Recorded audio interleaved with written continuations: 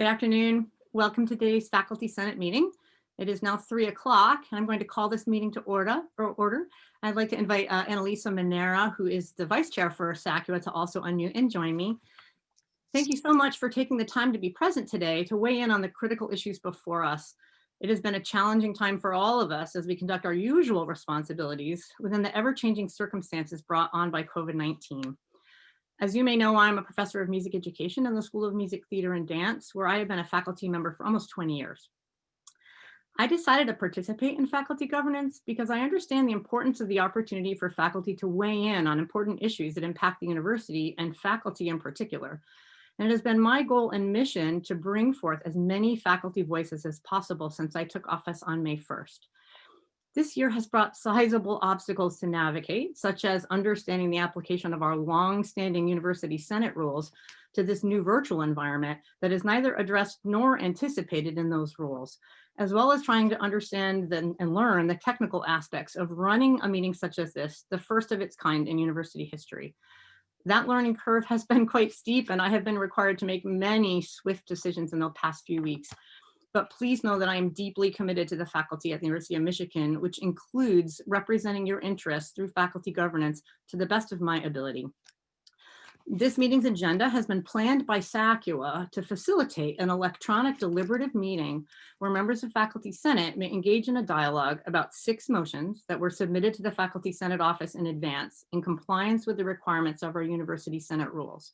I will be assisted today and on screen with me right now by SACUA Vice Chair Annalisa Manera, who will be managing the raise hand function for speakers, by the Faculty Senate Office Director Mary Jo Banasic, who will be managing the Q&A function and all of our attention to Robert's Rules of Order, and there's a lot of rules, and by our Faculty Senate Secretary David Potter, who will be announcing the anonymous vote for each motion. I hope you've had time to review the agenda, including the motions that we will be considering and discussing today. The 6 motions have been included on the agenda in the order in which they were received. To ensure that we were able to get through our agenda by 5 o'clock with time at the end to entertain motions from the floor, I have estimated a 12-minute period of discussion for each motion. I am proposing that we formally adopt this agenda so that it may guide our meeting today. Each Faculty Senate member who submitted a motion in advance of today's meeting will have the opportunity to speak for up to 2 minutes to present their motion. I will be monitoring the time and I will need to be strict about the 2 minutes. Speakers in support and opposition who signed up in advance to speak will each be given up to 2 minutes to speak as well. And then there will be a few minutes allotted for raise hand participants.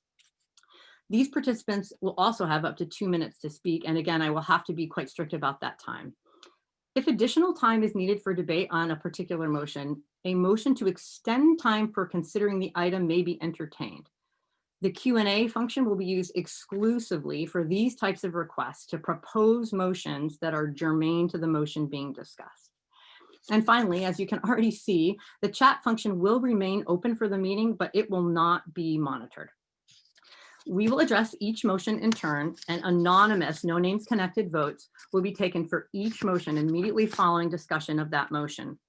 The Secretary of the Faculty Senate will announce whether the motion has passed after the vote and will share the number of yes, no, and abstention votes, and then we will proceed to the next motion. At this time, I would like to begin by putting to a vote the adoption of the agenda as presented.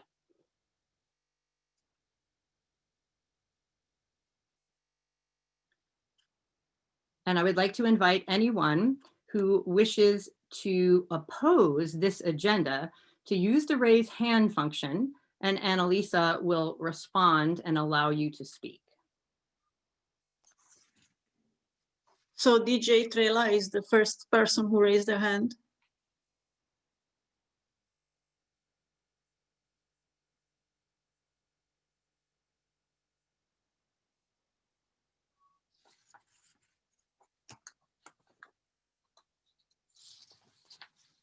And Colina, there was also a motion in the Q&A to add a motion to the agenda.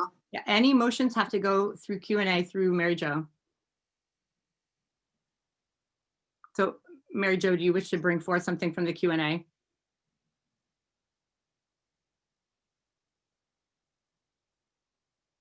At this time, we do not have a motion in the Q&A relating to the agenda.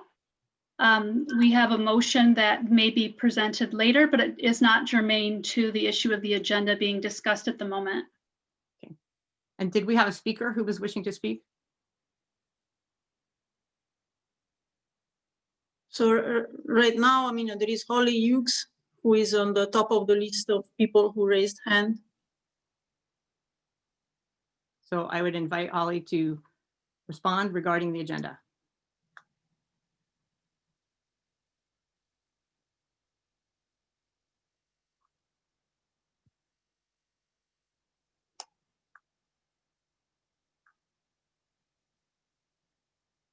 It's a mistake. I didn't want to speak. Okay. Is there anyone else to speak regarding the agenda? So there is Junji Zhu, who is on top of the list.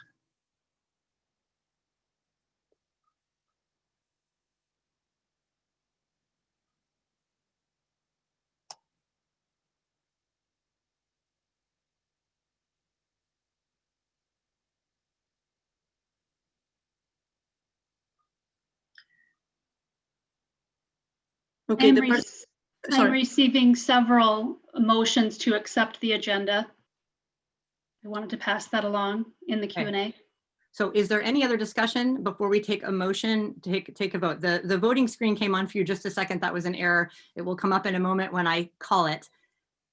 Is there any other discussion on this motion to accept the agenda? So there are several people raising hands. So then call them out. On top is Manan Desai.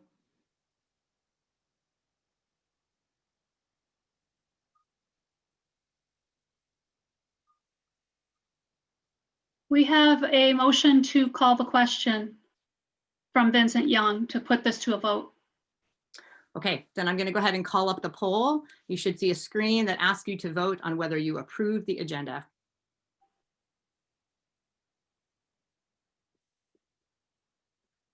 So what about the motion to add the additional motion on the agenda that was put in the Q&A? Mary Jo, that's a question to you. Yes, what was received in the Q&A was an intention to bring another motion forward. It wasn't a request to revise the agenda. So we do have a place at the end of our agenda where motions from the floor will be entertained. So that's the reason that I have kept that. I've added it to my list of pending items. Thank you. I just wanted to make sure.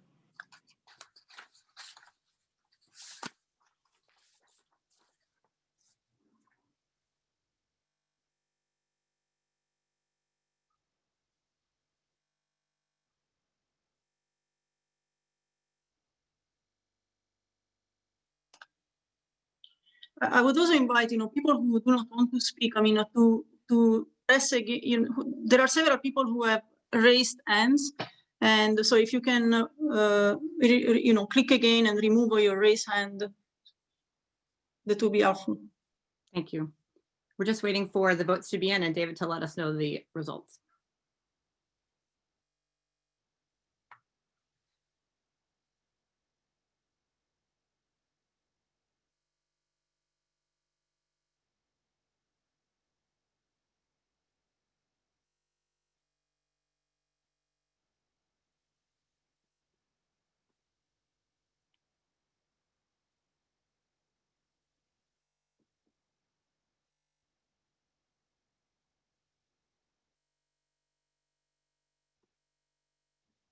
JD, can you clarify for us if people are joining the call after the poll was set out? Is it seems to me that if you join the call after that poll is not appearing. Is that correct?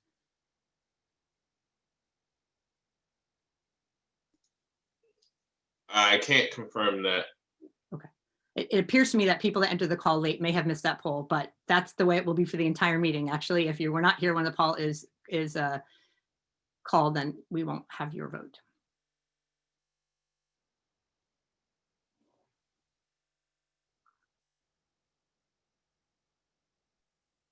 All right. We have the results. Here, 1,677 in favor of the agenda, 30 against, 77 abstentions. Thank you, David. And thank you in advance to Mary Jo, Annalisa, and David, who will be coming off screen, but will be working very hard behind screen. And I now would like to invite President Schlissel to join us.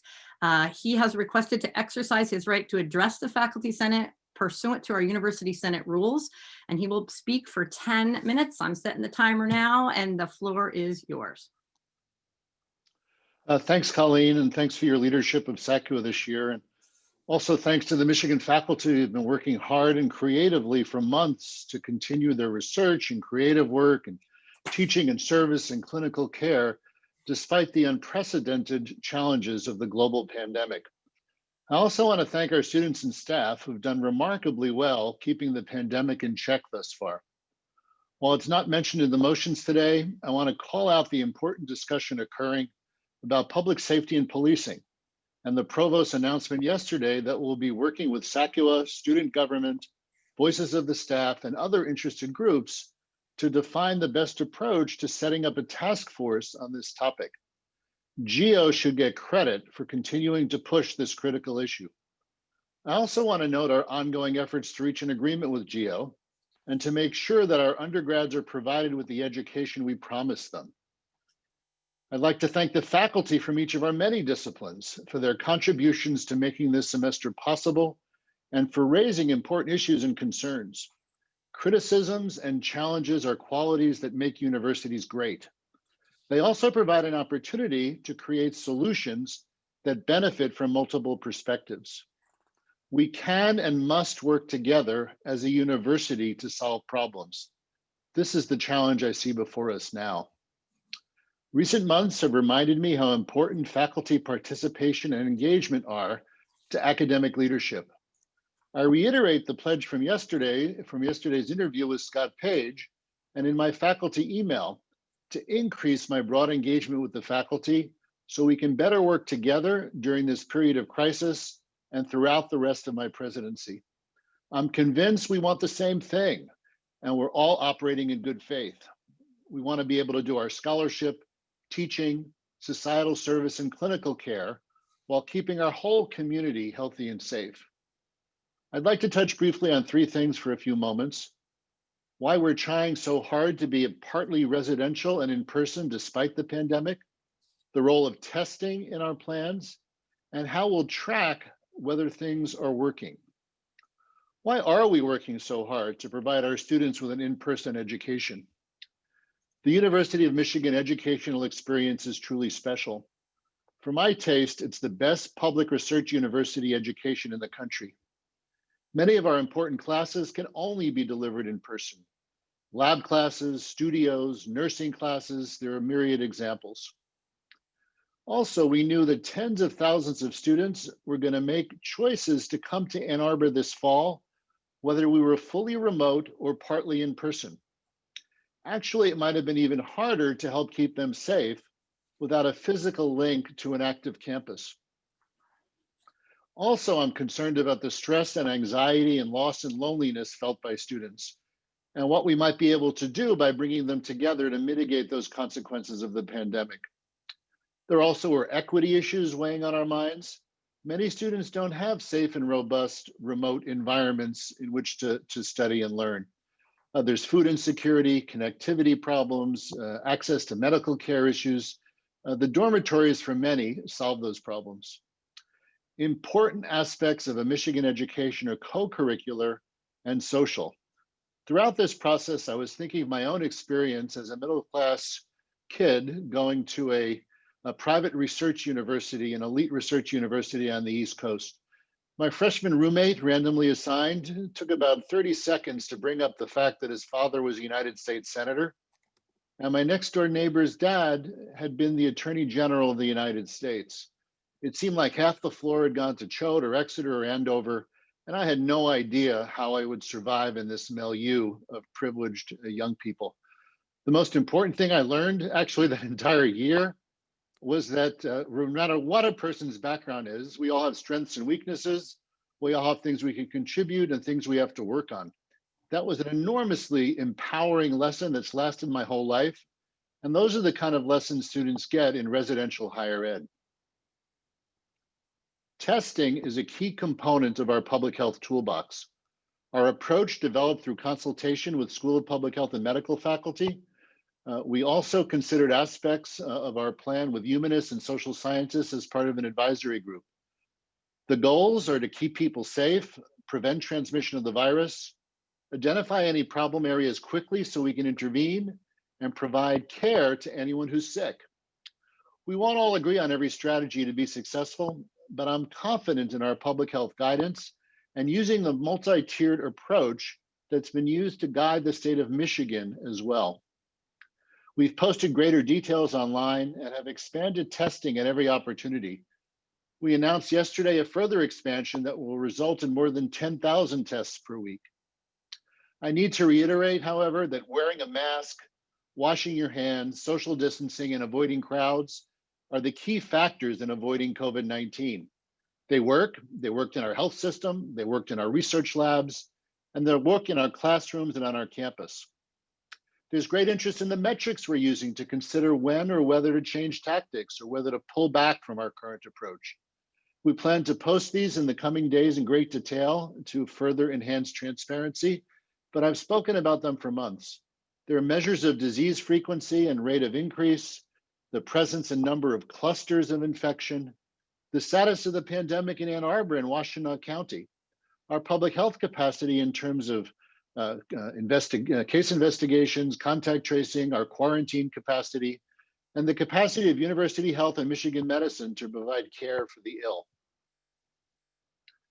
I've heard very important and valid concerns, criticisms, and calls for greater engagement and transparency.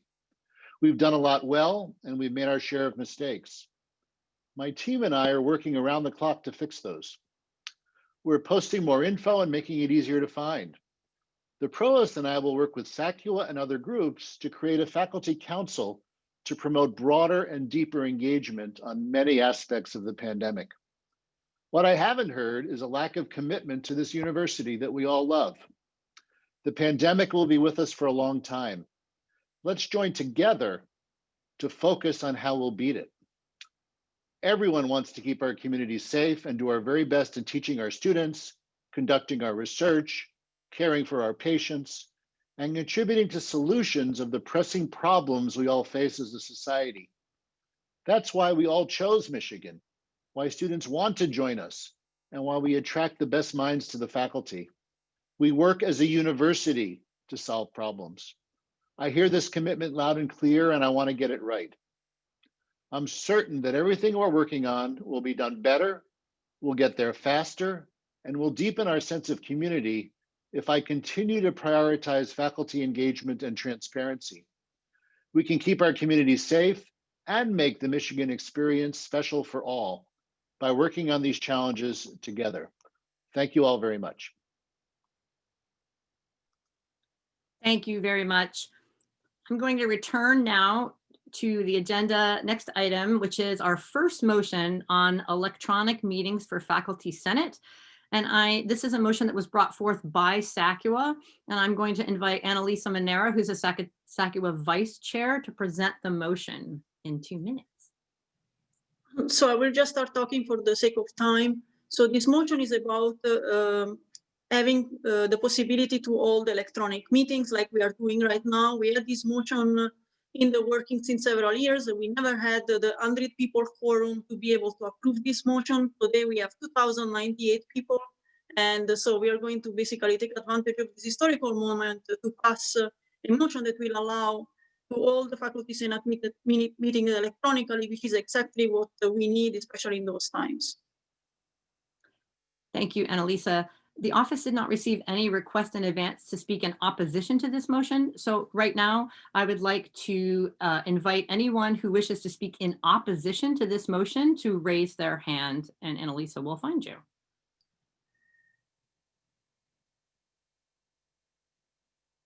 So Anatoly Maxismchuk, sorry if I messed up with your name. Well, some people raised their hand and now they didn't. So So we don't have anybody raising their hand right now. Okay. Okay, so there is, All right. If we have no one raising their hand in opposition, then so I there is, am, yeah, sorry, it keeps changing. So please, I mean, use the raise hand function only when needed, because otherwise we will, yeah, take a lot of time. So there is Ellen Katz. Excuse Right me, now- Annalisa, I apologize. We brought Anatoly in. Oh, okay, thank you. okay, then I believe I'm now going to put motion number 1 to a vote. No, Colleen, there is Anatoly that is ready to speak. Oh, I'm sorry. I thought I didn't hear that correctly. Go, then I invite the speaker. Actually, I wanted to just to raise my hand in terms of this motion to pass. I didn't understand, yeah. So Thank you.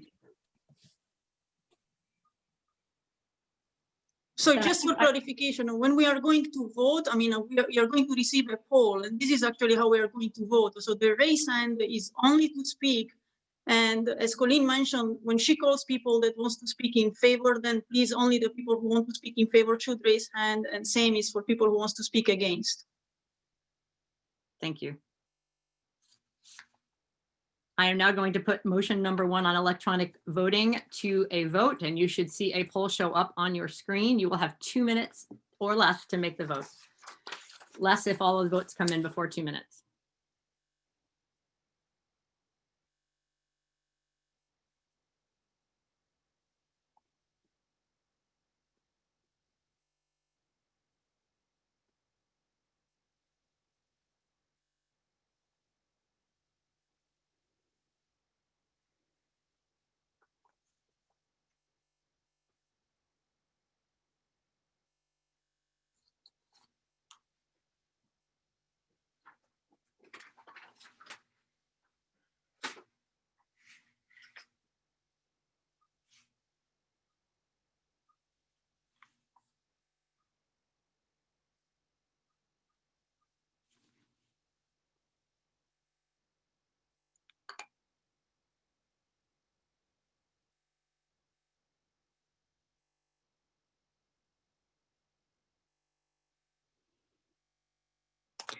So there are several messages of people that are not getting the poll window. So probably one way is if you click on view option at the very top of the window and select exit the full view, then probably you should be able to see the poll window.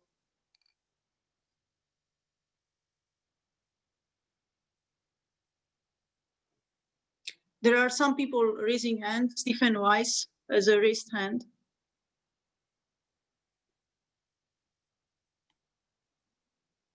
Annalisa, would you like me to bring him in? We're not actually at a time, we're waiting for a vote right now, so this is not a time for someone to speak. Thank you. So can somebody from IT help? So some people say that the poll window is not visible.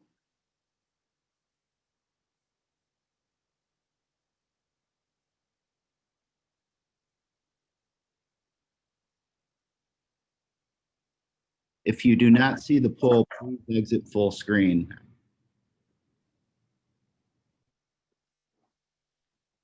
So as I mentioned, try to exit the full screen view by clicking on view option that is at the very top of your screen, and then select the option exit full view.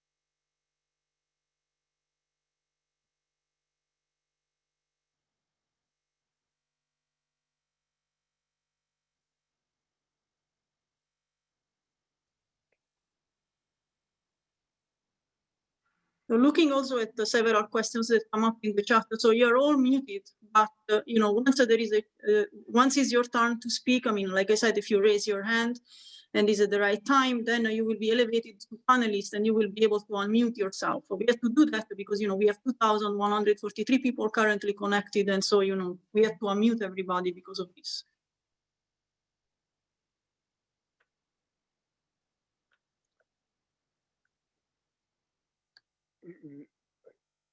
Annalisa, are you ready for the poll results? Yes, All right. In favor, 1,933. Opposed, 37. Abstained, 35.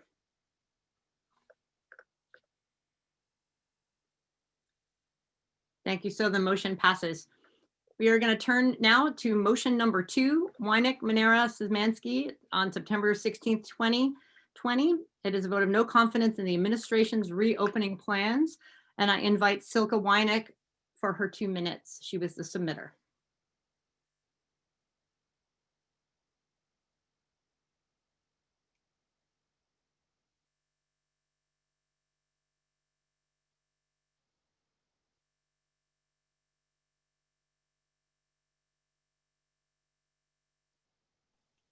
All right, can you all hear me? Colleen, can you hear me? Can you give me? Yep. Wonderful. And I think my first slide should be up now. JD, could you start the, thank you.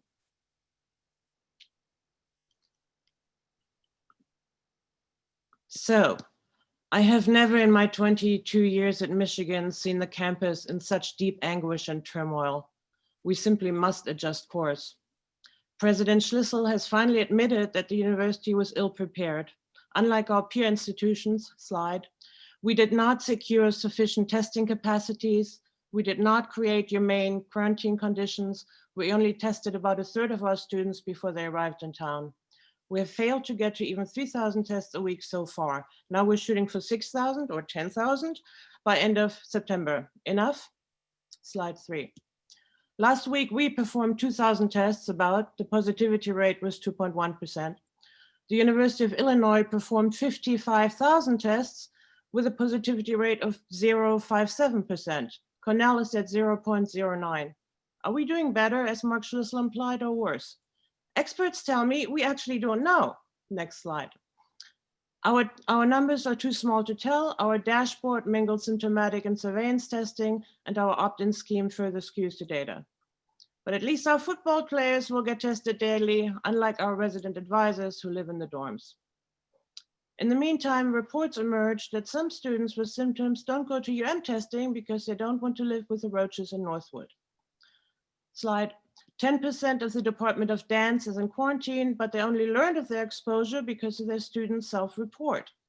The university's notification chain had broken down. Contact tracers are overwhelmed.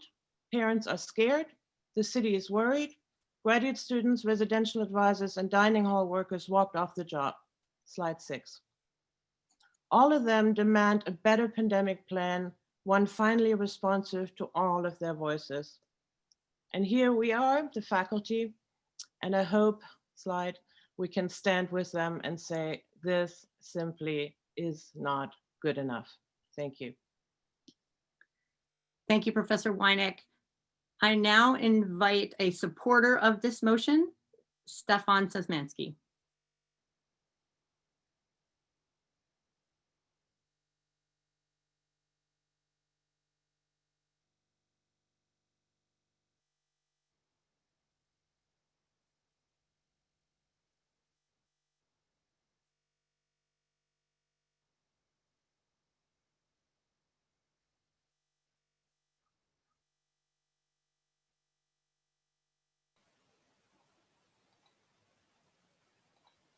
Hello, am I online now? Yes, you are. We can hear you. Thank you. It seems a long time ago now, but back in April, President Schlissel began to tell us about the plan for a public health informed fall semester. In the last week, it has become clear that this plan has gone seriously awry. The president himself has acknowledged insufficient level of engagement with faculty and that the failure to promote inclusive outreach and cooperation contributed to an erosion of trust. Yesterday, he said, if I had to go back to March or April again, I would have developed other mechanisms to get more and broader types of input. Provost Collins added, we have not done nearly as well as we needed to. Yet on September 3rd, the president boasted of the impressive amount of preparation that it took us to get to this point. In less than 2 weeks, we have veered from impressive to insufficient. What went wrong? We can all point to numerous failures of the plan: failure to recognize the need for large-scale asymptomatic testing, failure to acquire adequate testing capacity, refusal to share essential information, such as the university's modeling, magical thinking that somehow the behavior pattern of Michigan students was fundamentally different, contradictory statements claiming that no one has been asked to teach in person against their will, but that no assurance can be given that we will not be, ignoring the advice of his own ethics committee and then burying its conclusions, inadequate quarantine facilities, vigilante patrols on campus, creating such fear among the graduate students that they strike and then taking them to court. At last, the administration recognizes that their plan is in deep trouble, which is why we have seen such an unprecedented level of faculty engagement in advance of this meeting. It might be tempting to conclude that these promises are enough, but words alone are not enough. Their plan failed. Acceptance of that fact is the condition for the rediscovery of lost trust. We cannot go back to last March or April, but what we can do today is draw a line under the failed reopening plan.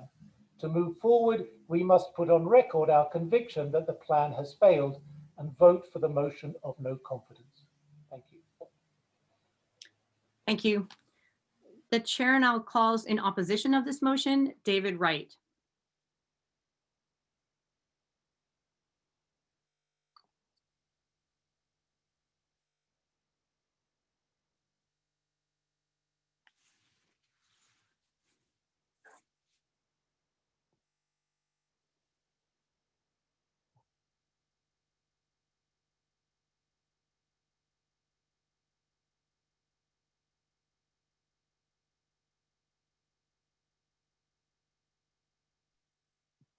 Can you hear me, Colleen? Yes, I can. Thank you. Thank you. My name is David Wright, and I'm a member of the Ross School of Business faculty, currently in my second term in the Faculty Senate. From 2015 through 2018, I served on SACUA. I speak in opposition to motion 2, and I would have similar comments for motions 3, 5, and 6. But in the interest of time, I'll let these comments serve as my general reaction to all 4. These are anxious times in the world, and of course, within the university. Everyone on the faculty, staff, and administration has some degree of concern over the reopening. Presumably, these concerns span the spectrum from limited to, as one motion phrases it, grave.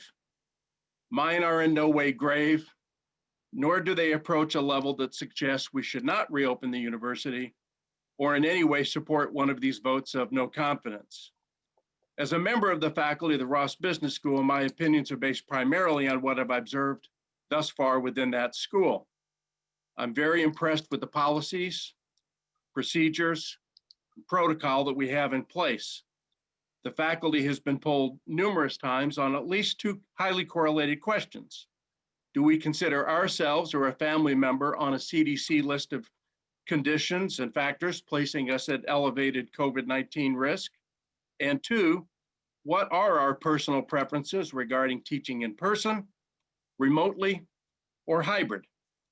The school's been highly respectful of our personal situations and preferences, and we've all worked collaboratively to produce a highly satisfying outcome. I'm very impressed with the constant flow of information I've been receiving, the respect with which our opinions have been received, the transparency of the process, and the highly impressive set of protocols that we have in place. It would be foolish to say I have no concerns. But under the circumstances, I'm very pleased with all the mitigating protocols that we have in place. David, for you're the at time. safety of staff, students, and faculty. Thank you for your time, and thank you to Colleen and SACUA for calling this meeting together. Thank you, and sorry that I had to interrupt. The chair now calls Mariah Zeisberg in support of this motion.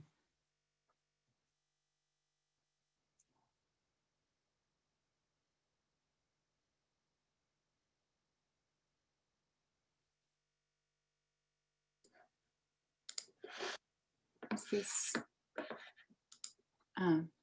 We can hear you. can you hear me? Okay. Hello. I'm in favor of a vote of no confidence. no confidence in the reopening plan does not mean no confidence in moving forward together. I choose to believe that the university's resistance to the safety requests made is a panic and overwhelm response. And when leaders are panicking, what they need from their communities is focus. This resolution tells the administration that they need to focus. They need to stop diversionary tactics like lawsuits against our own students. They need to stop diversionary tactics like convening new committees. Many committees have already told them what they need to know. They need to focus and get realistic. We need to be realistic that lots of testing protects us. Without enough tests for campus safety, we need to tell students realistically that we are in a jam and we're making changes starting now. We need to be realistic about lack of safety in the dorms. We need to be realistic about the danger that Black and brown members of our community experience when they're encountering police.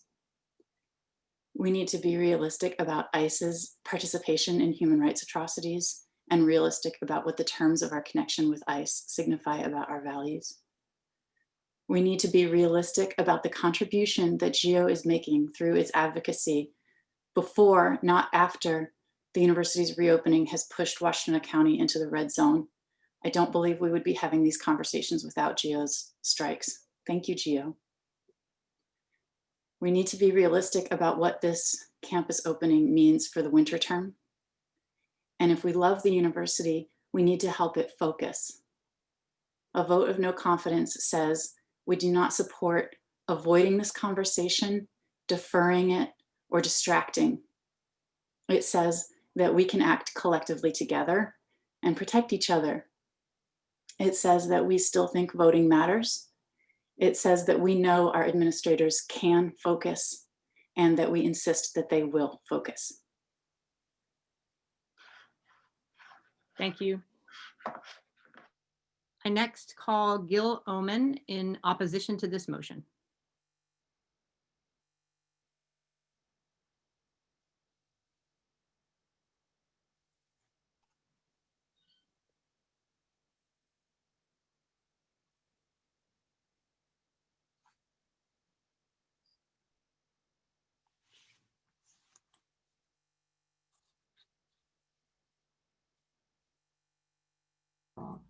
Okay, I hope you can hear me.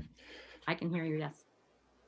Motion 2 and Motion 6 explicitly cite the report of the President's COVID Advisory Committee on Ethics, Privacy, and Equity Dimensions of Decisions about Reopening the University for Fall 2020. I'm its chair, but I'm speaking as an individual. Our report of June 8 provides a framework for ethical decision-making in support of privacy, trust, equity, and the principal values of our university, while addressing a once-in-a-century pandemic, managing compliance with public health directives, and resolving potential individual or community conflicts over adverse behaviors. We endorsed reliance on mass physical distancing and hand washing. In evaluating testing, we pointed out limitations with high false positive rates and slow reporting. We emphasized active, respectful engagement of all stakeholders, including vulnerable populations.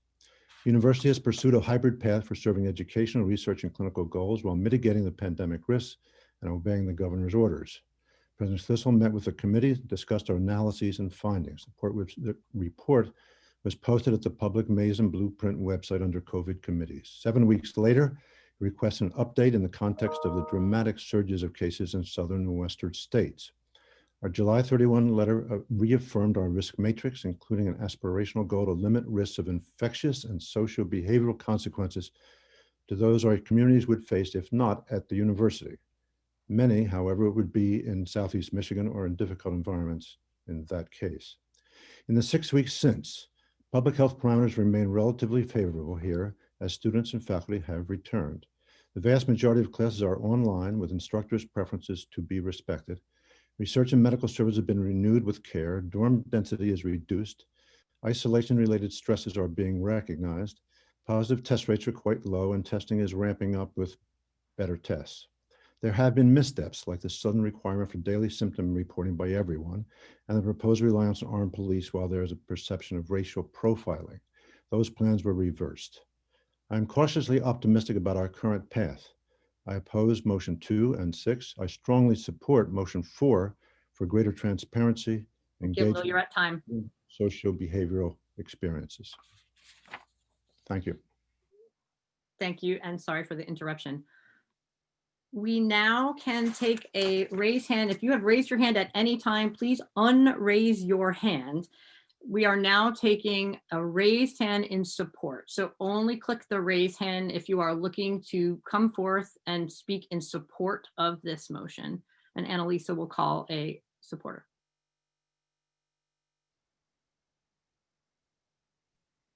Juan Cole.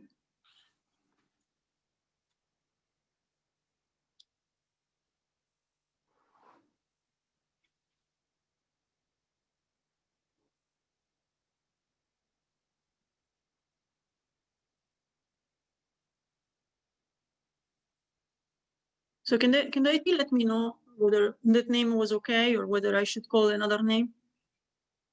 I'm sorry. I think this, I hadn't meant to volunteer to speak. I thought we were supporting the motion. Yes. Oh, so you're not looking to speak. That's fine. Let's call, and thank you, Juan.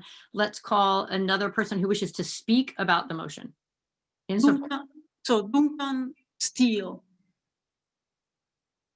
So please, again, I mean, the raise function is only if you wish to speak. If you want to support or not a motion, you will have the chance to vote on it later.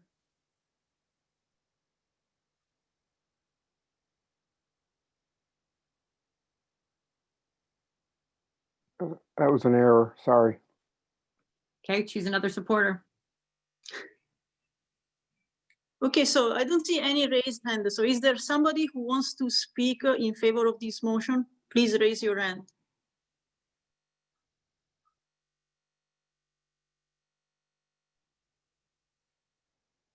Okay. I am then going to invite anyone who would like to oppose this motion from the floor to raise your hand. Anyone wishing to speak in opposition?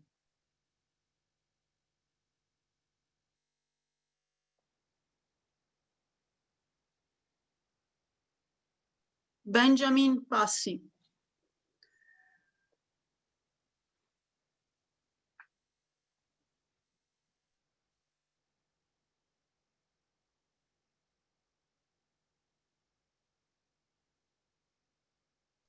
Okay, sorry, a little trouble there. Ben Passy from Earth and Environmental Science. The administration is in really an impossible situation. I mean, this is so difficult and complicated. No one's going to be happy with the way things are rolled out for any plan. I view this as really unproductive to be doing this no confidence vote.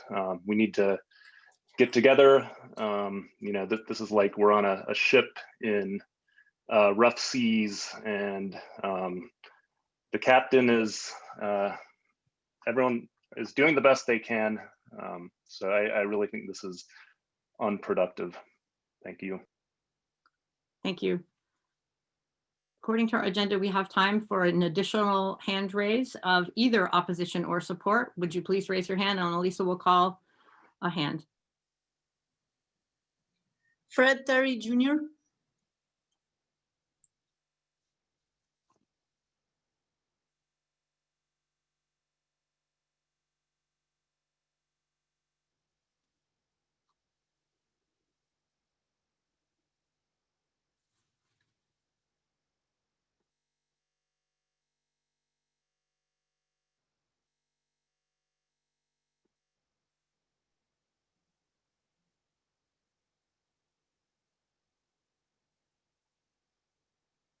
Hi.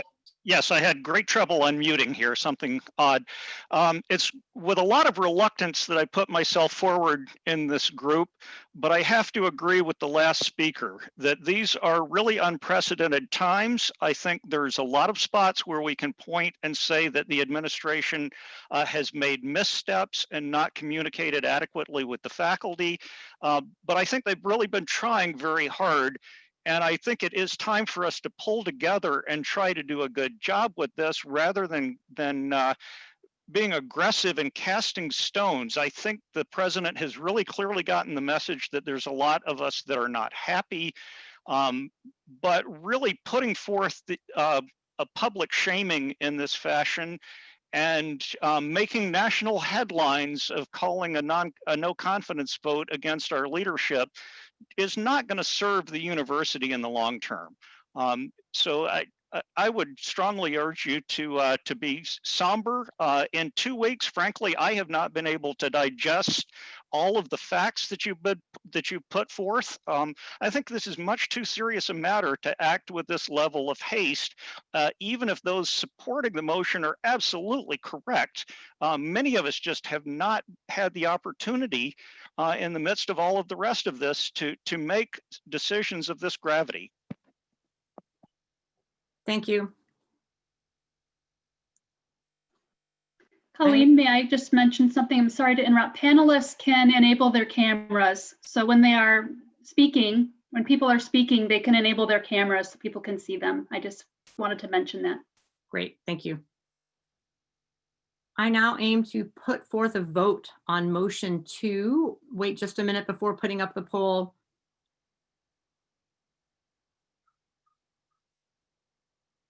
All right, let's put up the poll for motion 2.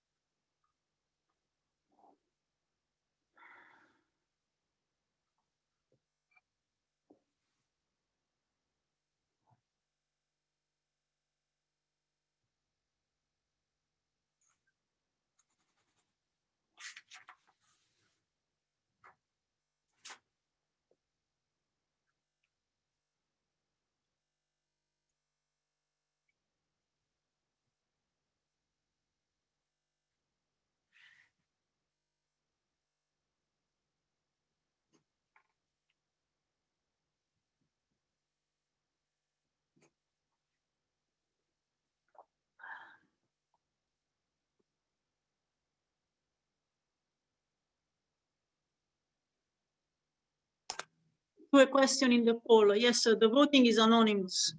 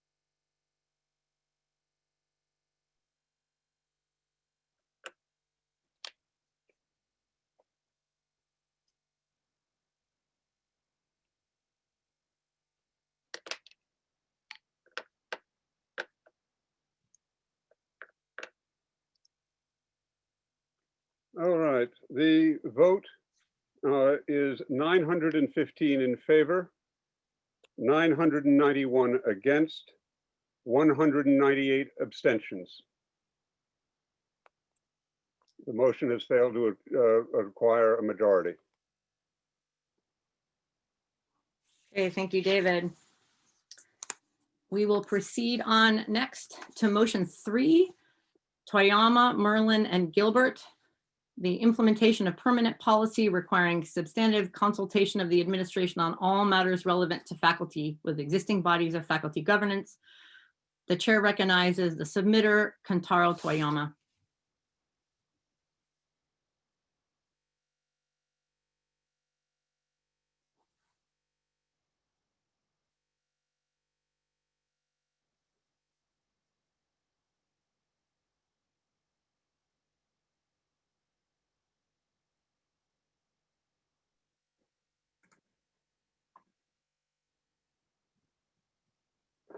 Hi, thank you. So I'm going to add a link to a document that explains my position in more detail than I can possibly cover.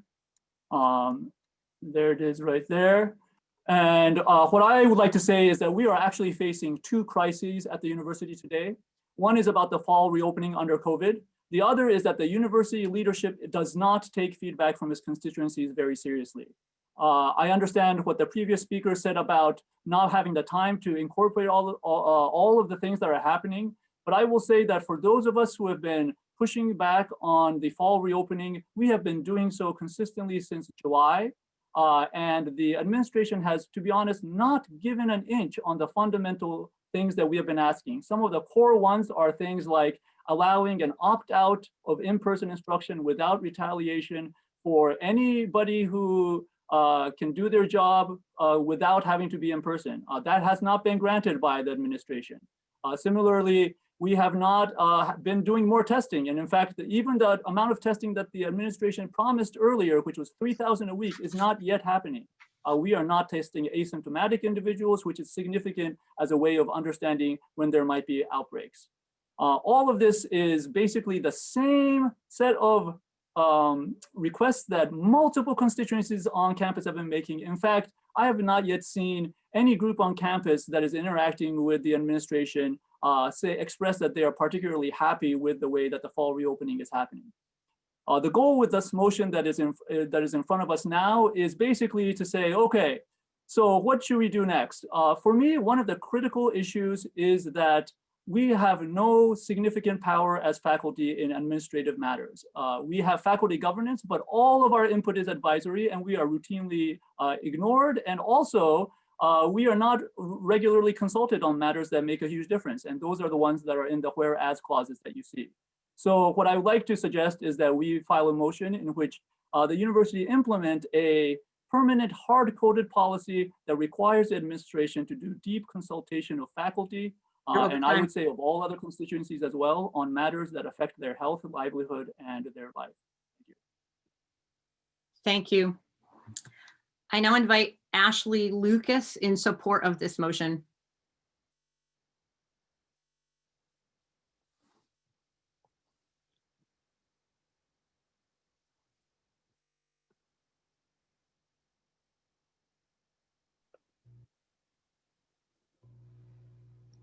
Good afternoon, colleagues.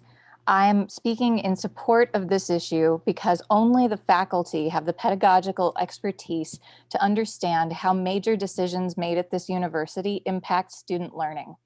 If student learning is really important to the mission of the University of Michigan, then we, the faculty, need to have a clear voice in things that affect us. And the faculty includes not just tenure track faculty, but also clinical faculty who are almost exclusively teaching, and the Leo lecturer faculty.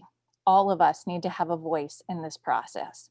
We need to have true faculty governance rather than a university whose policies are driven by lawyers and bureaucrats who see liability in protecting the endowment as their chief concerns. We need to band together as faculty to insist that we have to have a say in what happens to us and to our students. It is incomprehensible to me that the university made its plans to reopen in the pandemic, create an ambassador team program that makes our students a new extension of the police, and take legal action against our own students, all without adequate consultation, or in some cases without any apparent consultation with the faculty. We are a public university and meant to serve all the people of this state, and yet even the faculty and our own graduate students can't get through to our university leadership. We're here because university leadership didn't listen to the graduate students who are also teaching. We are here because the university leadership did not listen to the fact that 70% of us did not feel safe as faculty coming back to in-person classes. All faculty members need to be participating in these university senate meetings on a regular basis and not just in times of crisis. And we need to pass motion 3 in order to have a real voice in this university. Thank you. Thank you, Professor Lucas. I now call in opposition to this motion, Ivo Dino.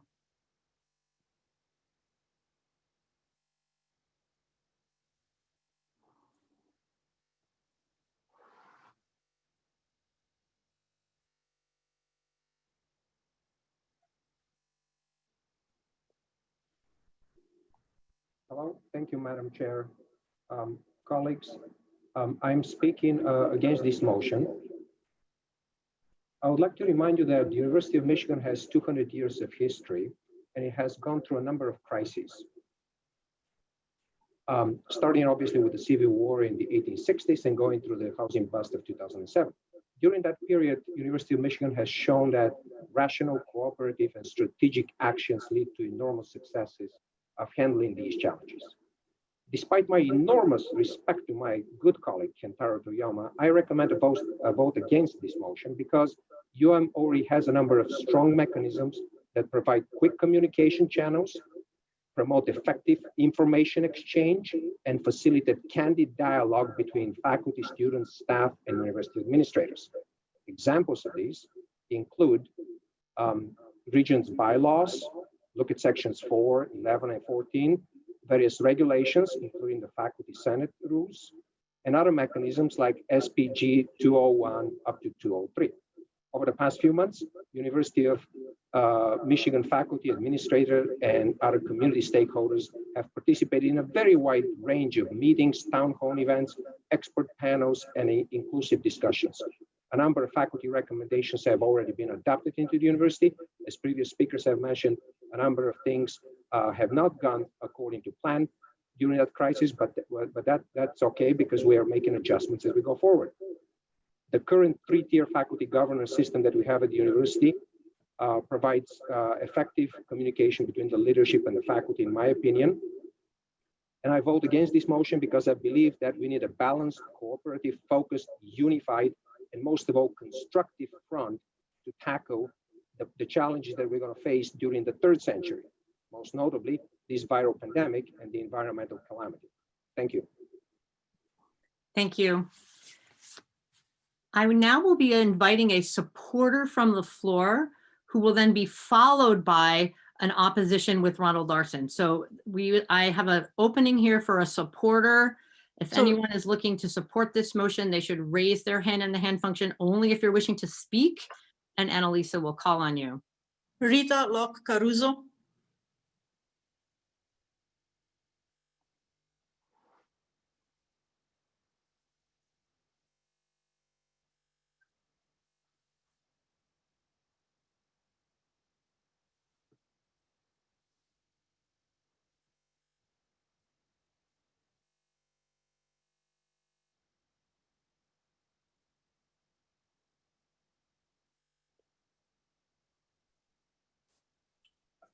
Sorry, there seems to have been a little bit of challenge there. And making hear a you now. connection. Welcome. Okay, thank you. In this age of COVID, I do not want us to lose sight of the profound failures exposed in the WilmerHale report. This report lays bare the adverse consequences of denying broad faculty representation in important decision-making, specifically denial of the SACUA request to have a seat on the selection committee that gave us Provost Filbert ensured insider control of the process. Then the lack of faculty input on the appointment of our current provost continued to ensure that control. The WilmerHale report tells us that the selection of Filbert as provost was a failure on so many levels for this university. The report tells us that a faculty member heard directly from a female student and a female employee that they were experiencing sexually inappropriate behavior from Filbert. This was reported in 2005 to the Office of Institutional Equity and the Associate Provost, with a university lawyer present, as well as reported to Filbert's dean. Incredibly, not one of these administrators made a record of the faculty member's report. This was their job, and each of them failed to do the minimum. It is especially disturbing that a key member of the Provost Search Committee knew there were concerns about Filbert's behavior because she was told about them from the reporting faculty member in 2005 and again in 2010. Also, the student representative on the Provost Search Committee was not taken seriously when concerns about Filbert were raised. The consequences are grave.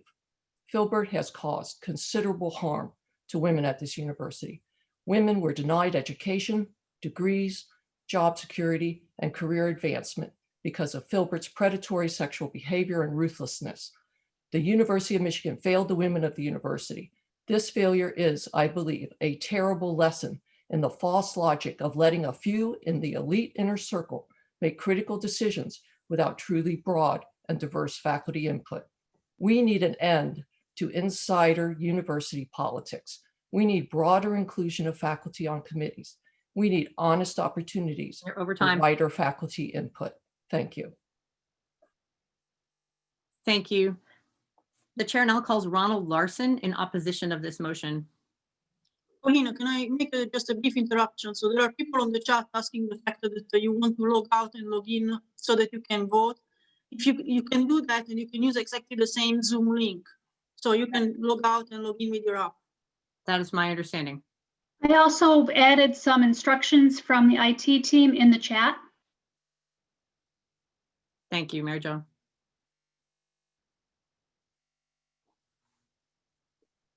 Can you hear me? Yes, we can. Welcome. Okay. My name is Ronald Larson. I'm a professor of chemical engineering. My comments on this motion are similar in spirit to those in opposition of motion 2 by David Wright and Fred Terry, as well as I also agree with the opposition expressed to motion 3. I'm not at this point, at least, convinced that the existing mechanisms of interactions between the administration and governance bodies are inherently flawed. I'm inclined, at this point anyway, to suggest that the problems lie in how they've been implemented. And I believe and hope the administration is doing its best to address those limitations. My view is that additional efforts ought to be made first to fully utilize those means of communication. And while this is occurring, I think thought can be given to what, if anything, is wrong with the existing mechanisms, and to formulate more precise descriptions of any reforms that can be targeted more precisely. Thank you. Thank you. We are at time for this motion, but I could allow, if you would undo any hand raise that you have, a hand raise for either support or opposition, if there is anyone who feels they must come forth.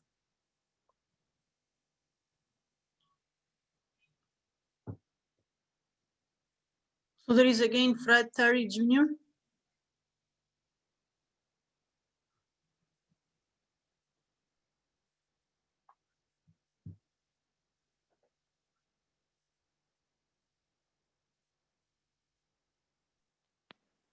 So actually, I'm neither opposing nor supporting this motion. What I would like is a clarification that it's resolved that we implement a permanent policy for these interactions, but it was not clear to me in the motion who would spell out what that policy is, how it would be developed, and so if we move forward on that, I would like clarification on that point. Thank you.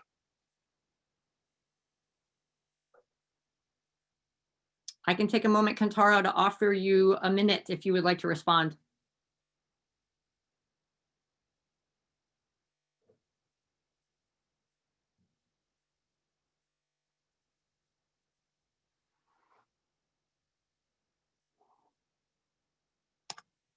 Kentaro, you should unmute yourself. Hi, thank you. So yes, I would say that first of all, this is really expressing an ideal of what we would like, and even then, only the outlines of one. I think it would require more work. Both something like a task force of faculty to figure out exactly what it is that we would want, as well as legal counsel to decide exactly how it should be worded and implemented. Nevertheless, we have nothing like this right now. Administratively, faculty have very little power at this university. Thank you. Again, keeping an eye on the clock to make sure we can get through all of the motions and take any new ones. I am now going to put to a vote motion number 3. Wait for just a second before putting up the poll. Yeah, Colleen, somebody mentioned whether you can summarize what does it mean to vote yes or no. I am not prepared to take that on. You have to look at the motion, listen to what folks have said, and make your decision. Go ahead and put up the poll, JD.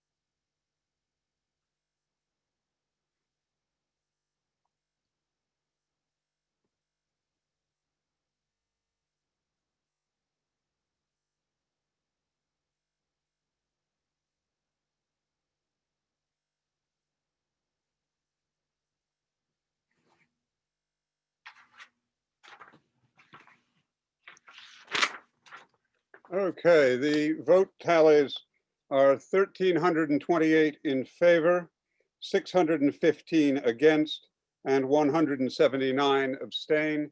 The motion carries.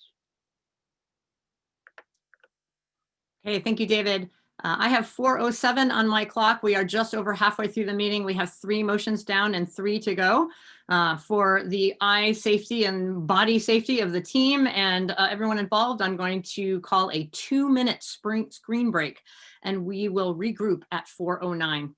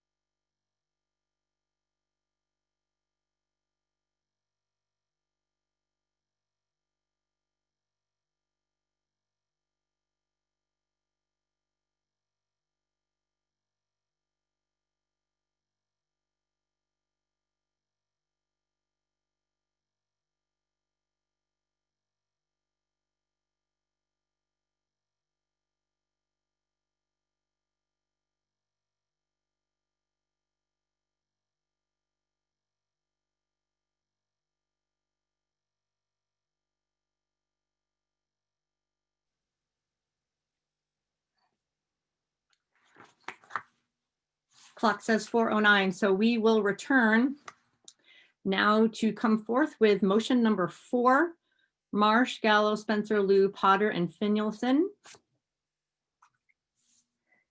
And the chair wishes to call forth the submitter of this motion, Neil Marsh.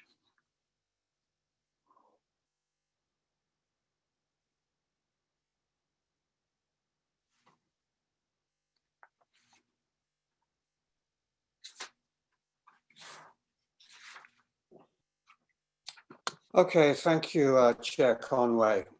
I trust you can hear me. Yes, we can. Okay. Well, this pandemic poses the greatest challenge to the functioning of our university that we've ever seen. Within our community and across the world, the virus has created fear, frustration, and confusion. The pandemic has allowed rumors, misinformation, and mistrust to multiply as readily as the virus itself. And sadly, our campus has not been immune. Whereas we recognize the fears and we share these frustrations, we understand why people are unhappy, trapped as we all are in a pandemic with no immediate end in sight. But equally, we're alarmed by the breakdown in trust and goodwill and the increasing negativity and acrimony that is afflicting our campus. Whereas it's normal for people to disagree, to see the situation in the same light, sure. But when informed, well-reasoned argument, collegial debate are abandoned for the echo chamber of social media, when opinions are treated as facts, when attacks on character replace attacks on ideas, the academy is in trouble. The faculty must serve as a bulwark against such divisiveness and the erosion of civility. The faculty is the heart of the university. We provide the leadership, we set the tone. The Faculty Senate is the voice of the faculty. Frequently, it's a critical voice, and that's okay. Criticism can be constructive. But in times like this, it also needs to be a supportive voice, a voice that will support our students, our staff, our researchers and teachers, a voice that supports our fellow faculty. Even, we suggest, extending that support to those colleagues who bear the stigma of administration, perhaps. At this time of great uncertainty, it's vital that the university community and those beyond it hear the faculty say loud and clear that we support all in our community and that we are united in our commitment to deliver the academic mission of this great university, no matter what the challenges may be. That's why we believe it's important to bring this motion before you today, And that's why we call upon you to support it. Thank you.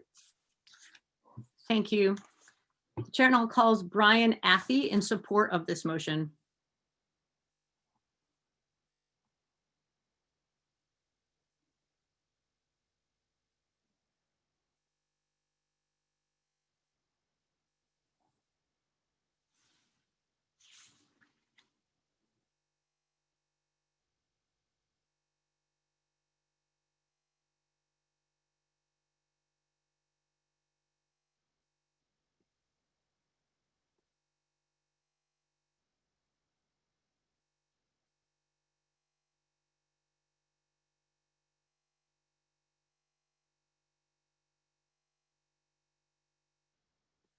Hi, Colleen. Sorry, it was just like, boom, it popped Sorry, over. we got you. You're on now. Oh, hold on a minute. I got to get my little thing. Colleen, thanks so much. You're doing such a great job. And I think this, what you're doing here in SACUA is exactly what this motion calls for. I'm Brian Athy. I'm a professor and chair in the medical school, and I've been at the U of M for 40 years. I think it's worth repeating. This motion calls for all members of the university community to engage constructively together to overcome challenges and meet the educational mission of the university. I suggest that that's exactly what we're doing here. And it would be very difficult to imagine how we could be against this. This age of COVID-19, it's really very easy for us to look back and be critical of how we as a society or the University of Michigan community more generally have fallen short in our potential to effectively reopen. But you know, this is a moving target. This is not a static one. And this motion asks us to look forward and not backward, and asks us to work collaboratively in a new way. And I think that's exactly what, Colleen, you guys have been doing here. And it's been actually wonderful. I think we need to read the chat boxes. We need to depolarize and try to think about what our colleagues are saying, think about, talk, act, and you know, and move forward. I mean, yesterday we saw Scott Page and have the dialogue with leadership, and Scott stressed the complexity coming from the Complexity Institute of our UMich community and its diverse members, and we're starving for engagement and use our many challenges to address the deep issues that have emerged, including the ones that Neil mentioned: safety, fear, helplessness, frustration, wellness. We can do better than this. And you know, this motion invites us to do so. We all have, the top-down work has to end, and we have to replace that with collaboration. We all love the U of M. We all want us to do better managing COVID-19 on campus and some of the broader issues that have been very troublesome and were just mentioned. But we want to be listened to. We want to be trusted.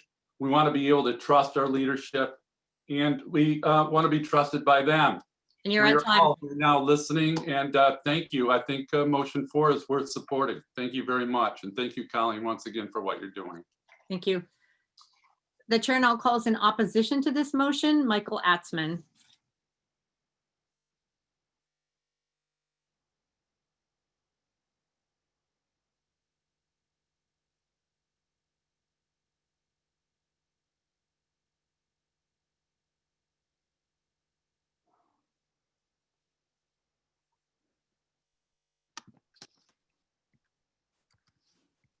Okay, thank you. Can you hear me? Yes, we can. Okay, my camera is not on. Can you see me? Oh, I cannot see you yet. sorry. There, now we can see you. Okay, thank you. I'm Michael Atzman. I've been a professor in the College of Engineering for over 33 years. Now, who could possibly object to engaging constructively together? If anything, faculty very much objected to a lack of collaboration. It's a bit as if someone knocked on your door and asked you to sign a petition in favor of, say, freedom. Who could object to freedom? You'd be right to be suspicious. You'd want to know who they are and what their agenda is. Well, the clues are in the whereas list, and I quote, "Fear and disinformation are spreading freely." Well, with the US approaching 200,000 dead, show me a rational person who does not fear COVID-19. I'll leave it to others to tell us who has been spreading disinformation. Second quote, "Facts, not rumor." who exactly is hiding facts and spreading disinformation again? This motion, with its innuendos, seems designed to assert the intellectual superiority and heightened rationality of its sponsors, and to denigrate those who have worked for weeks to raise concerns about a plan that may cost members of the community their lives. But then the sponsors, surprisingly, ask us to all get along. Well, who's we? Let's not lose sight of the fact that the sponsors are all members of SACUA, which, despite multiple requests, voted 6-3 against holding a Senate meeting, keen to shield the administration from public scrutiny. That was, after all, why we had to call these meetings through the grassroots option of the Senate rules, by collecting signatures. If it were up to this group, we would not be having this meeting today. Given this background, this motion is quite transparent, meant to be in opposition to the other motions before us. I would at least expect to see a bit of honesty and consistency. Why do its sponsors not ask us to express our confidence in either the reopening plan or the administration? Is that too far, even for them? Let's recognize this distraction for what it is. I move to table this motion.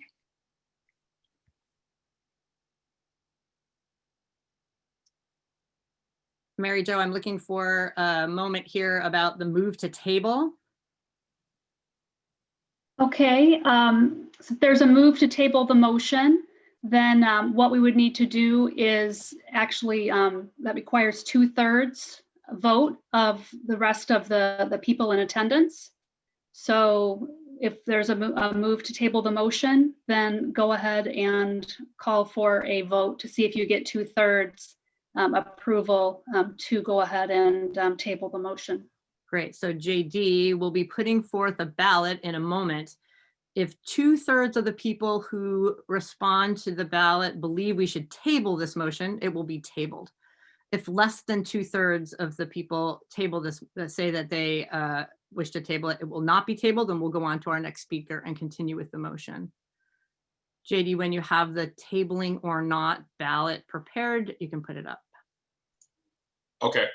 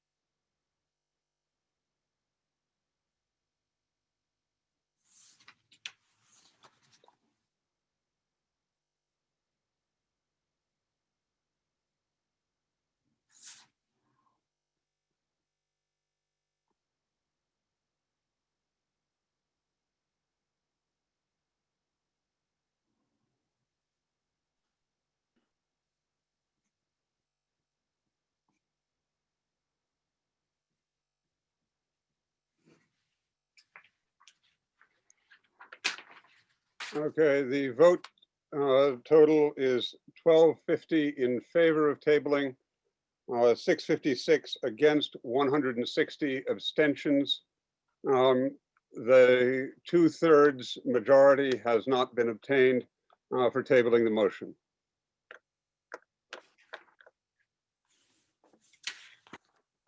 Thank you, David. The chair invites Elena Gallo in support of the motion.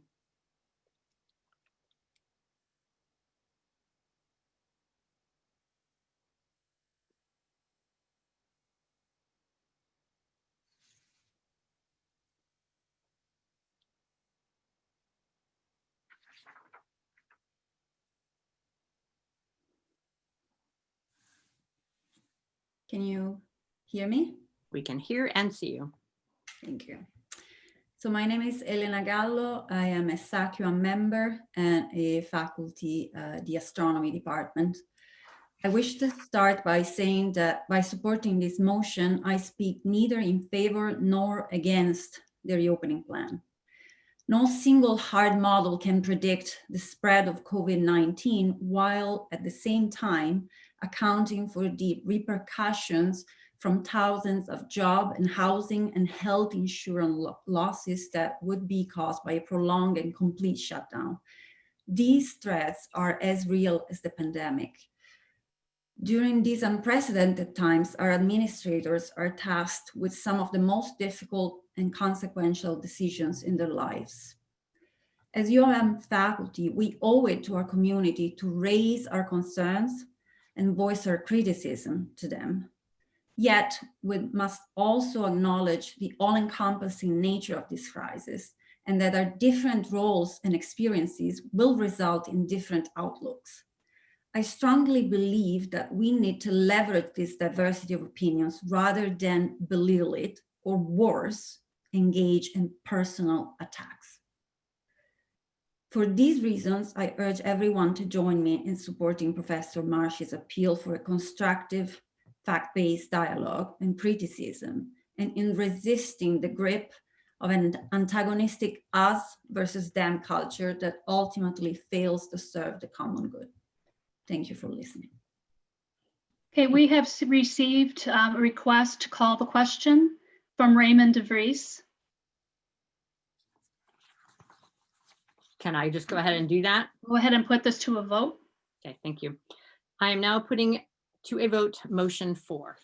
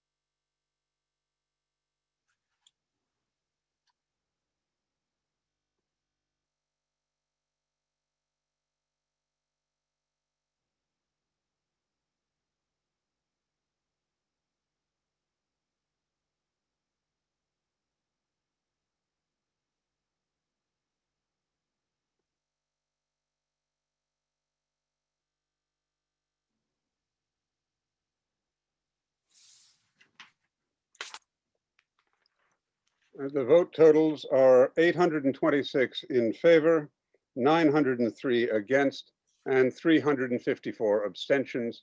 The motion does not carry. Thank you, David. We will move on to motion 5, Railton Amadei Barold, September 16th, 20, a call for university administration to release details about models and assumptions that have guided planning for fall term, including justification for testing protocols, evidence required to change plans, and arrangements made to limit community spread. The chair recognizes the submitter, Peter Railton.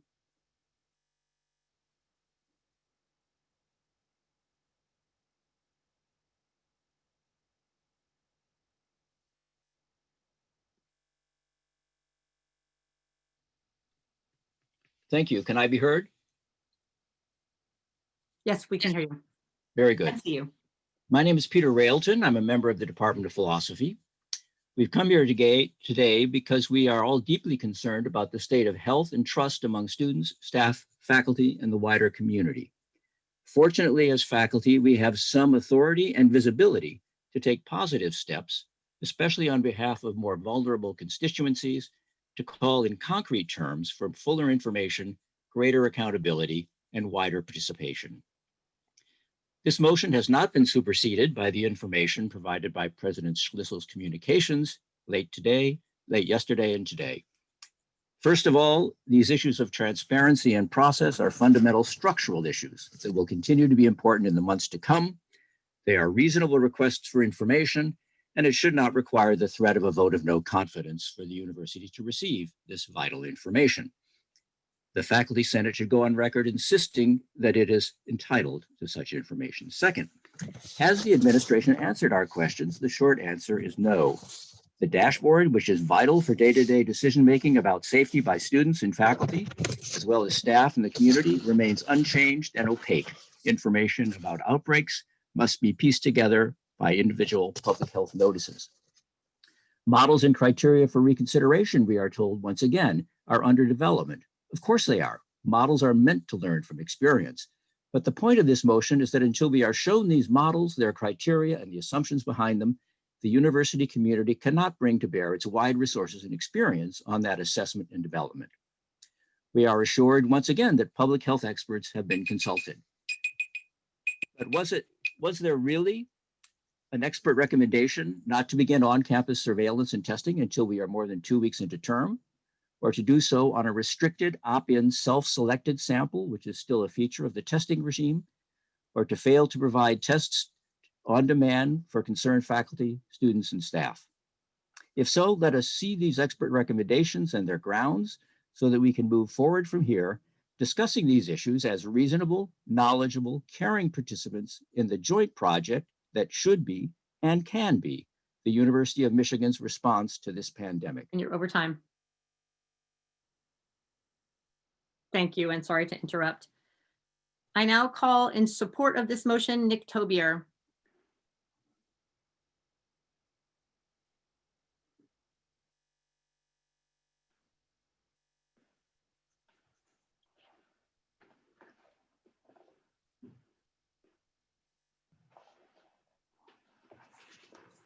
Am I all set? We can hear you, yes. Great, okay. Let me start. I used to work for someone who often liked to tell me that he had been in this business a really long time. That was his way of dismissing any ideas or input I had.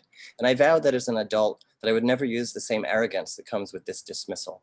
Yet that's how I feel that we, faculty, staff, and students have been treated by this administration. And no, I don't accept a barrage of reactive emails coming this week and yesterday, a worthy surrogate for mutual respect and necessary information. President Schlissel said that all students living in dorms would be tested prior to their arrival on campus, but RAs have widely reported that students moved into dorms without being asked to show negative test results. President Schlissel said that no GSI or faculty has been made to teach in person, and yet he refuses to enact an opt-out policy. In the STAMP school where I teach, all of our 33 first-year courses are mandatory hybrid. Most tenure-track faculty have fled those courses for online electives, and it has fallen to lecturers to teach 29 of those courses. Many of these lecturers express private concern about their safety, but have not objected to teaching in person out of an obligation to be a good citizen or in fear of not being reappointed if they speak up. During the first week of September, University of Illinois Urbana-Champaign tested 73,000 students. Cornell tested 13,900. University of Wisconsin-Madison, 8,000. And under President Schlüssel's leadership, University of Michigan tested 602 students that first week. Conducting too few tests will not catch all of the actual infections that have occurred. But President Schlüssel, a scientist, seems to have modeled this testing plan on that of our US president, who had the brilliant theory that intentionally slowing down testing would lower US infection rates, which means that we're missing 9 cases for every 1 that's confirmed. Students who live off campus had told me that if they or a roommate have symptoms, they're afraid to get tested and they may be in self-quarantine, but they go outside the university to do it because they're not convinced of what the university will do with their personal information. President Schlüssel has told us the university cannot test the student, staff, or faculty population, but to enable football, they're testing coaches, athletes, trainers, and athletes daily. Thank you. Thank you very much. Okay, Colleen, I need to interrupt here. We have a motion to suspend the meeting until accessibility issues have been addressed. There is a screen reader that is not working for some of our members. So this is the motion that is being presented at this time. I think it's an important enough issue where I felt it was okay to interrupt during this particular discussion. I just waited until you didn't have someone who had the floor. Yep, I understand. So we need to take a look at this motion. Mary Jo, I'll ask you to read what the motion is.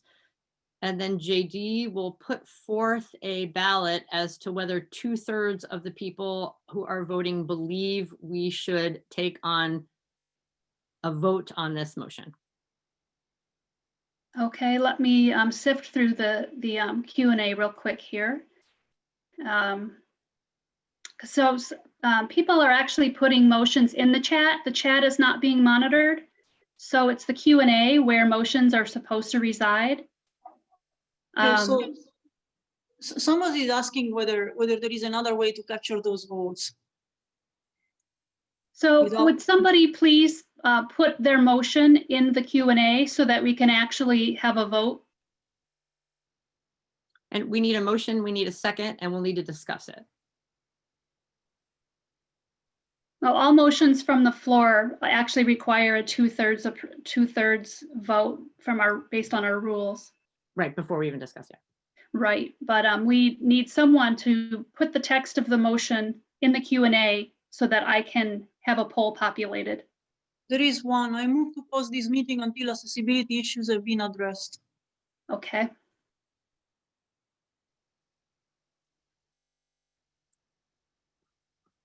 I'm only hesitating because I want to make sure I understand what the accessibility issues are, but I guess we bring forth the motion 2/3. If 2/3 believe we should discuss it, then we will put the motion forth. So JD, go ahead and put forth the decision that you're voting on now is whether or not we should stop now to vote on a motion regarding suspending the meeting due to accessibility issues. Okay.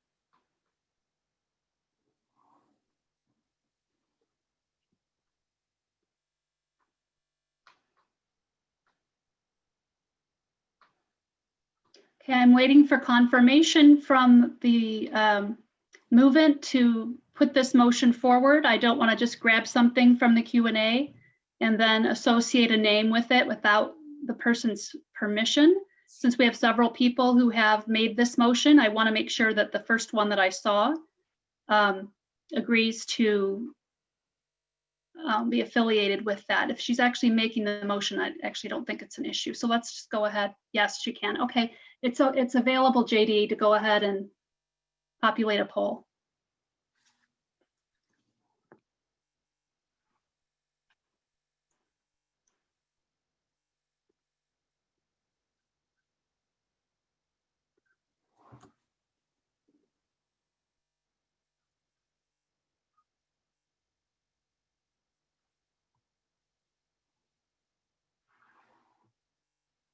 while we are voting, maybe a question to the IT. So is there a way to capture the votes of people who have screen readers? I don't think there should be conversation while the votes are taking place.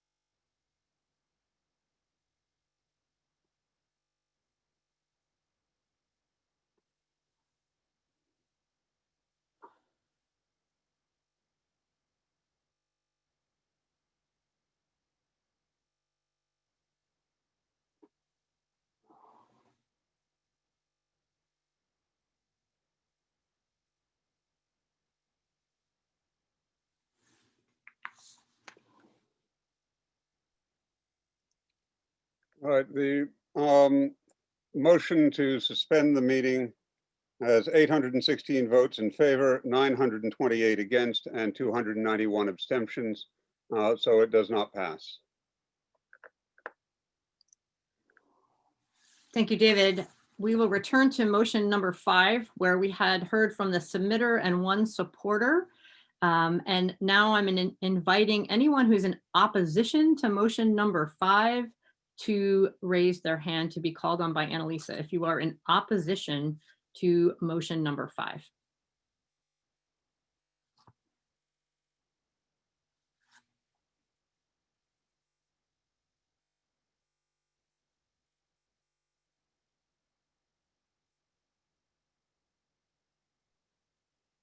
Shogun Liang.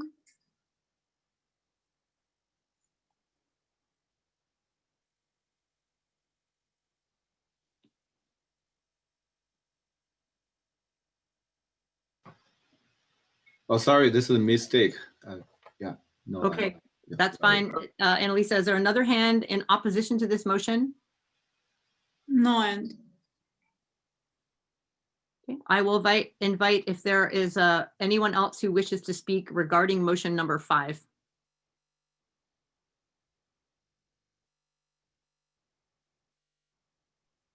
Silke Maria Wenik.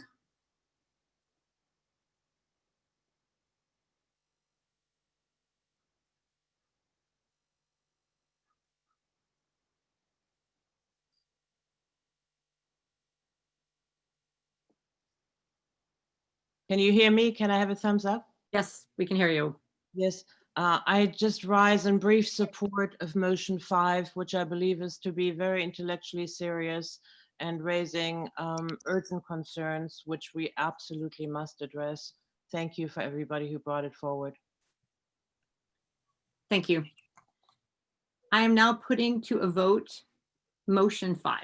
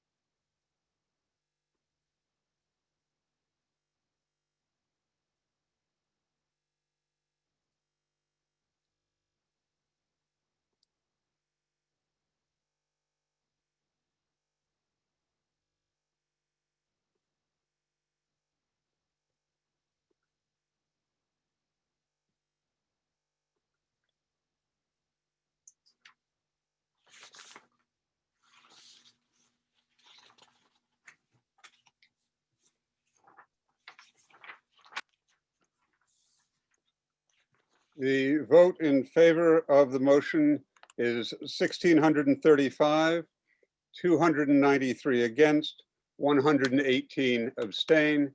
The motion carries.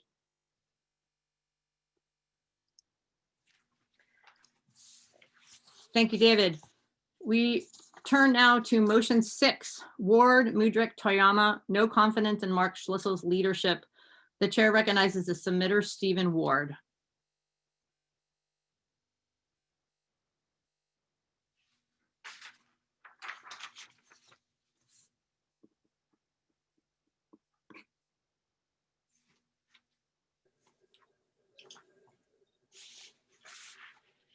Thank you, Colleen.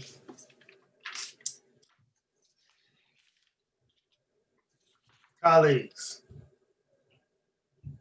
to present this motion,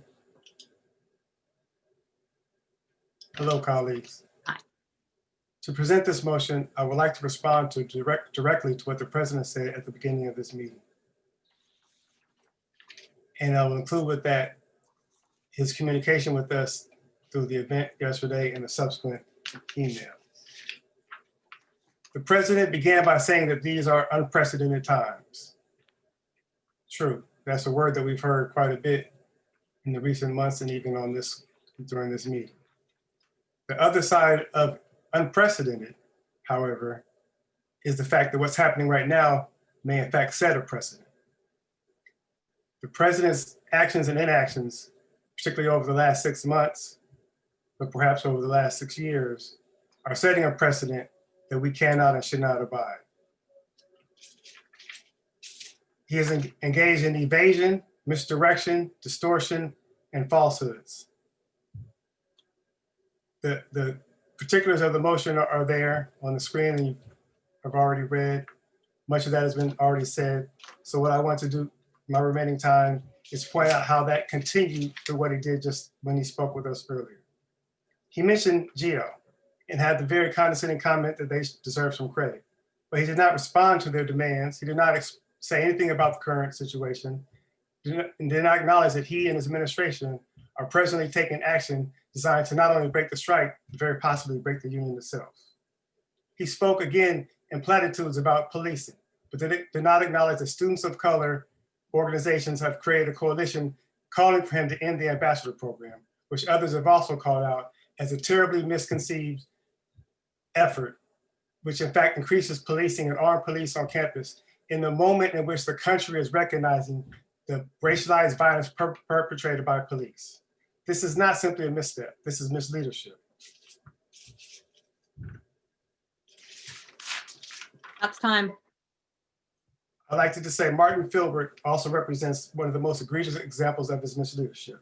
I urge us all to fully recognize the abuses and harm perpetrated by Filbert and the further harm enacted by his presentation as provost. As stated earlier, this is a failure on multiple levels over several years under the leadership of Mark Schliessel. For that reason, we must issue a vote of no confidence in his leadership. My apologies. Thank you. I now invite in support of this motion, Rebecca Modrick.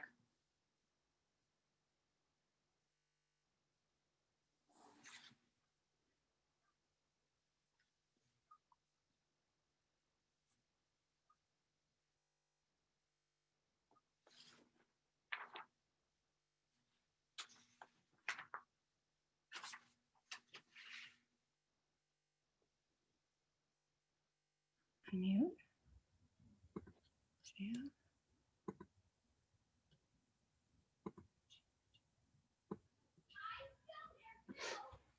This motion deserves our support because President Schlissel's willful disregard of information puts students, faculty, and staff in danger. According to the WilmerHale report, OIE learned in 2005 that then Professor Martin Filbert was propositioning female colleagues for sex. In 2017, President Schlissel chaired the Provost Search Committee that hired Filbert. Considering the strong lines of communication between OIE and the Office of General Counsel and the OGC and the President's Office, it is unlikely that President Schlissel was unaware of these reports. Did President Schlissel not read the reports? If so, he failed to perform due diligence. Did he read and ignore them, knowingly putting many more women at risk? In a 2019 administrator evaluation, yet another employee reported Filbert to be a sexual predator. President Schlissel claims to have missed this report as well. A president who ignores problems puts us at risk. President Schlissel has made no genuine effort to work productively and collectively to solve problems. GEO began preparing for autumn semester in April by gathering information and concerns from hundreds of graduate students. On May 8th, they delivered well-devised policies to President Schlissel. The president never replied. Regents picked up the phone when GEO called, but never the president. This week, President Schlissel emailed the UM community pledging, quote, to engage and to listen more in order to enhance trust, unquote. Later that day, the university filed a request for a legal injunction against striking graduate students, weakening their ability to bargain for their safety and working conditions. President Schlissel has not protected RAs who have repeatedly asked for regular testing for themselves. However, today it was announced that UM coaches, trainers, and student athletes will be tested on a daily basis. Clearly, money and influence are the keys to the university under President Schlissel. For these reasons, I support the motion of no confidence. Thank you, Professor. I now invite in opposition to this motion, Peter Washabaugh.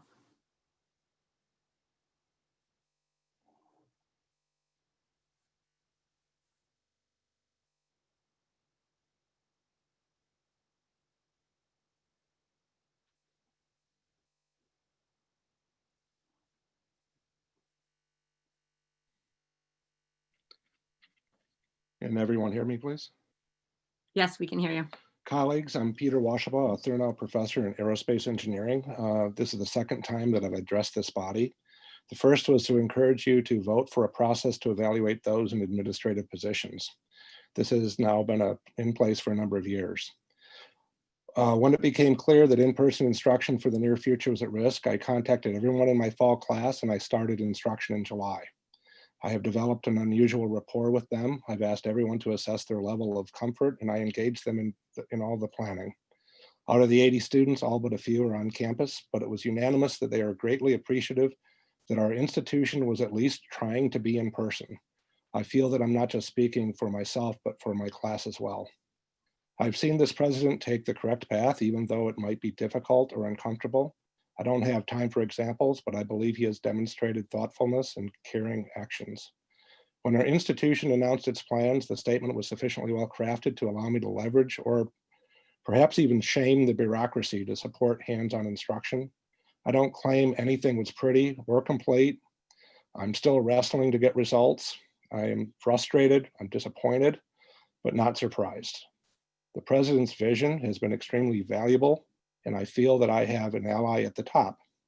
I'm grateful that the president put his confidence in me and my class to at least attempt some semblance of an in-person experience. This demonstrated insightful leadership and trust. Ultimately, I think this resolution is confusing leadership with implementation. Many, if not all, of the issues that led to the administrative evaluation process years ago persist to this day. As a directive gets filtered by our partially functioning bureaucracy, the message becomes confused and muddled. Our current president inherited this bureaucracy and has repeatedly encouraged its evaluation and has taken concrete steps to remedy its ills. I have complete confidence that this president can help our institution weather this crisis and help us improve our capabilities. So I encourage you to vote no on this resolution. Thank you. Thank you. The chair now invites Kentaro Toyama in support of this motion.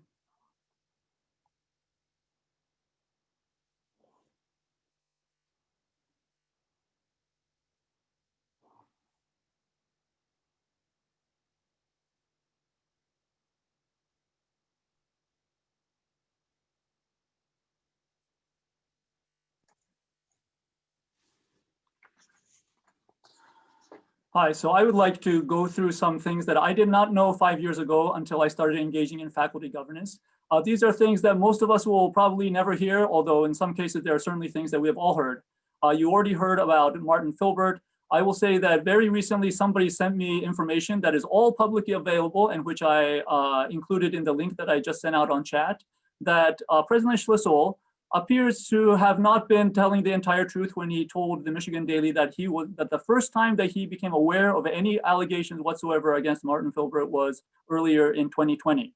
In the WilmerHale report, it says that he had reviewed litigation against Filbert. And if you look at the material that was in that litigation, there are several damning pieces of information that suggest that there were serious allegations of sexual misconduct against Filbert in those that at least members of the Office of General Counsel were aware of.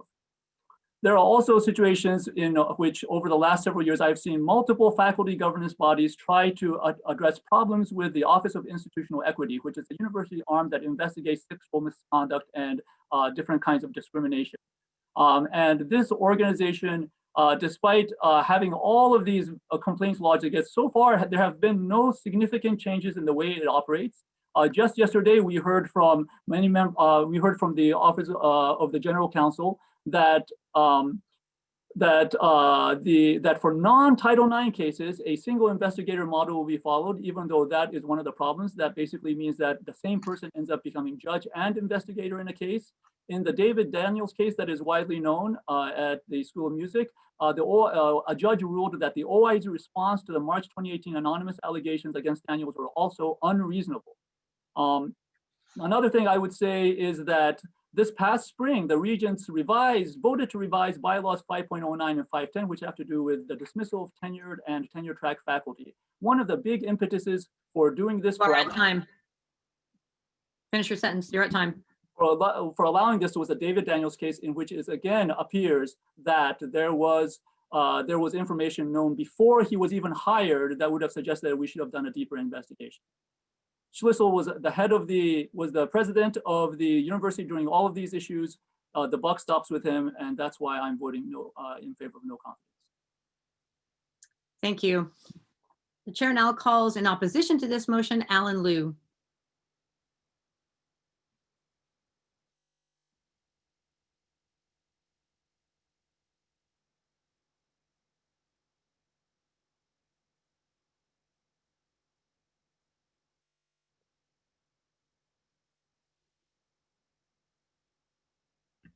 All right, can you hear me?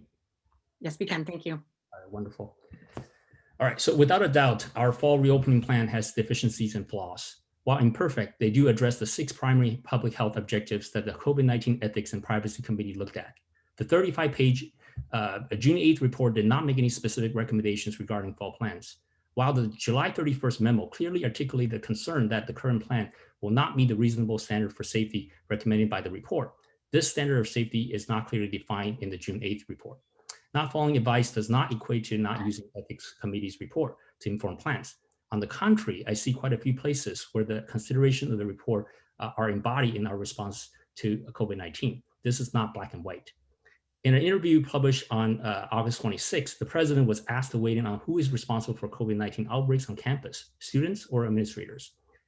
Taken out of context, a response like, quote, "I don't hold myself responsible," unquote, was interpreted as refusal to accept responsibilities. I do not agree with that, given the context of the question and his full response. In fact, any outbreaks on campus would be a shared responsibility of all of us, including you and me. We have a social responsibility to do our part with safety practices. More importantly, we have the opportunity to really educate our students about the virus and promote and enforce behaviors that would keep our community and our students' communities safe. Protecting the safety and health of our community is a basic commitment of the university. So is a commitment for providing excellence in education and research opportunities. This is not just a value. Could the two coexist? If the premise is that the administration bears the ethical responsibility for opening up our community to health risk, we lose the opportunity to truly share responsibility as a community in a time of crisis. The COVID-19 public health crisis has created community distrust and division. Rather than working collectively together to combat this viral pandemic, these divisions may undermine the efforts for a successful response to COVID-19. I would much prefer to work on a shared vision with unity and make sure that we do everything in our power as faculty, staff, students, and administrators to achieve a common goal. Thank you. Thank you. Given the time of 4:58, I am concerned about people having the opportunity to vote if they need to leave the meeting at the time the meeting was called at 5. So I am going to put a vote to motion number 6.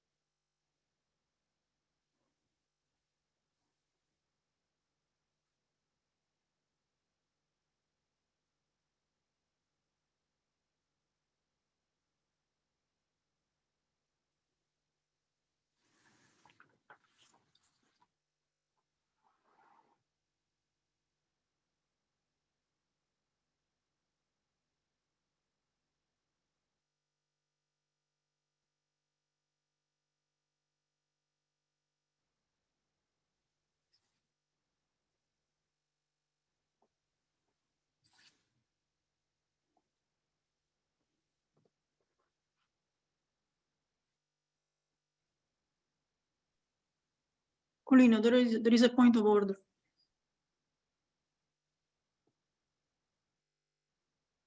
I'm waiting for Mary Jo, who would see something come through the Q&A.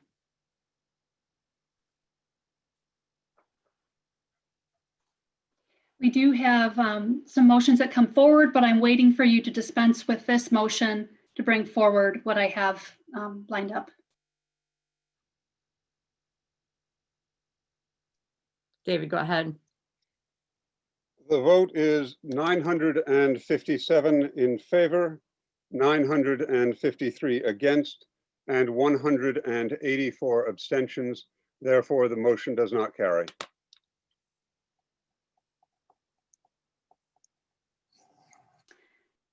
Okay, so what we have in the chat is we have received a request, a motion to cast votes electronically after the meeting and to count those votes as the official tally instead of today's votes due to accessibility issues. So this that's the motion that has been received. Okay, before we go back to that one, David, can you go back to your numbers again? Yes, 957 in favor, 953 against, 184 abstentions. And you announced that as the motion does not carry? That is correct because it's fewer than 50%. Thank you for that clarification. Mary Jo, go ahead. Yeah, so we can put up a vote for this motion if you're amenable to adding it as the first motion from the floor. I think we're at that point in our agenda. Right. And this accessibility issue, we have a lot of input on the importance of addressing this one. So we will go ahead and put that up in a poll. Yeah, Mary Jo, there is a point of order. Okay. The point of order is there is no discussion for adjournment, so a motion to extend the meeting would take precedence. So we are right. extending the meeting. There has been no motion for adjournment yet, so why don't we do that first? We do have another motion to extend the meeting. That motion extends the meeting until 5:15. And can we make sure we're voting on these orders in the order they came in, correct? Well, I think we need to vote on the extending the meeting time first because we are past 5 o'clock. Okay. So the next poll that you will see will be a vote on whether or not to extend the meeting past 5 o'clock.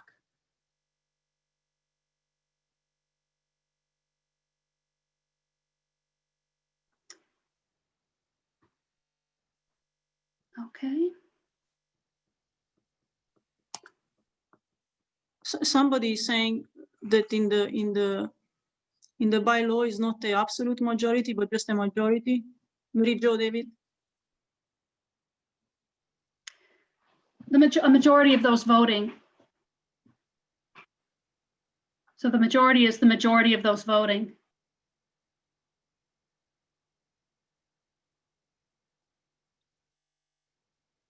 Thanks for the clarification.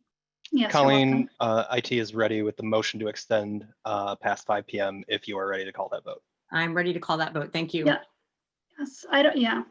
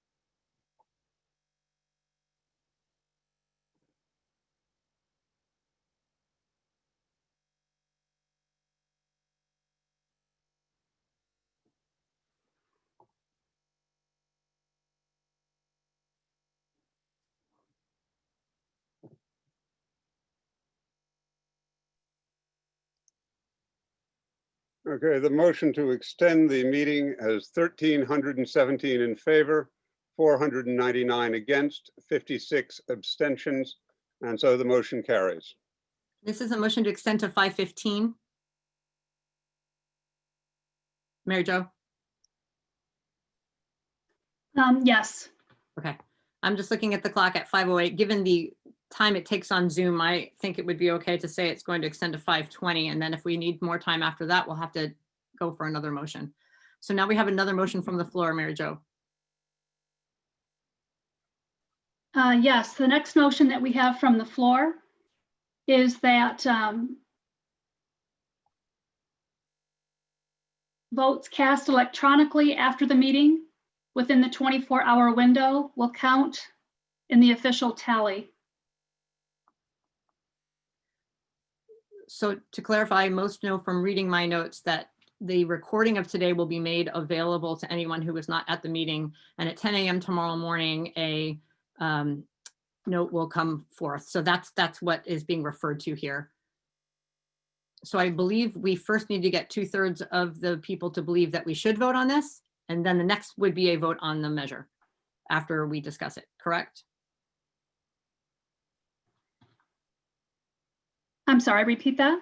That the next thing that JD would be putting up is whether 2/3 of the people on the call believe we should consider this vote. And then the next, we'd have an opportunity to discuss it after that. Yes. Okay. So JD, we're looking for the template for, do you believe this motion should be brought forward? This is motion 12 on the list on the Google Sheet. And can you read it one more time, Mary Jo?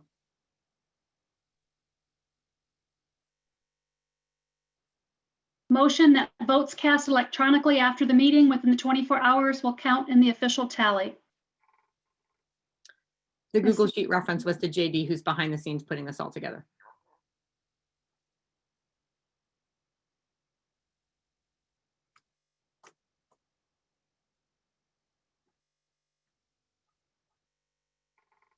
So now we will put up the ballot for deciding whether or not we wish to vote on this motion.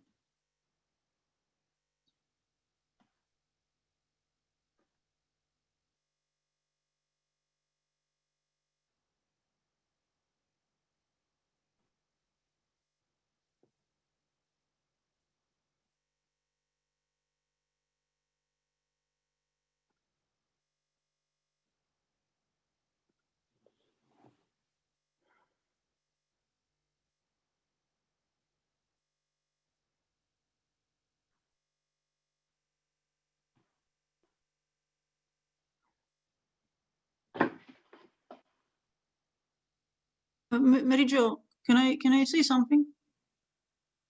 Yes. So there was a motion from Maria Silke from Weineck that was put together. Yes, there are motions pending, but I would rather not have discussion happening during the vote.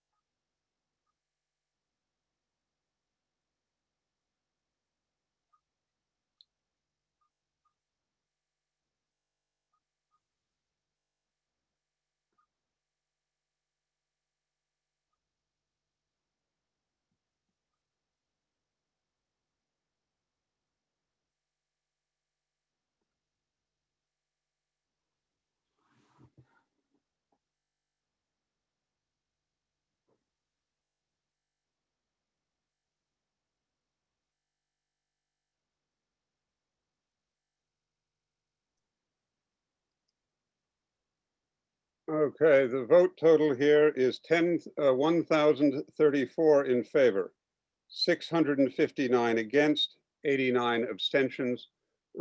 We did not get to 2/3. Okay, so we will continue and we will not be addressing this motion.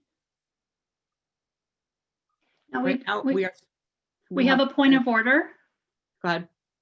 that has been brought by Gregory Lawrence, that abstentions are non-votes and they would not count toward 50%.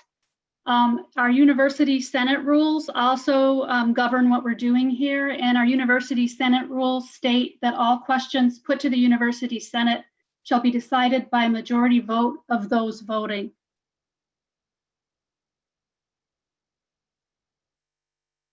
Thank you for that clarification, Mary Jo. So David, can you pull those numbers back up one more time and talk us through it? Yeah, the number of votes in favor was 1,034. The number of votes against was 659, and the number of abstentions was 89.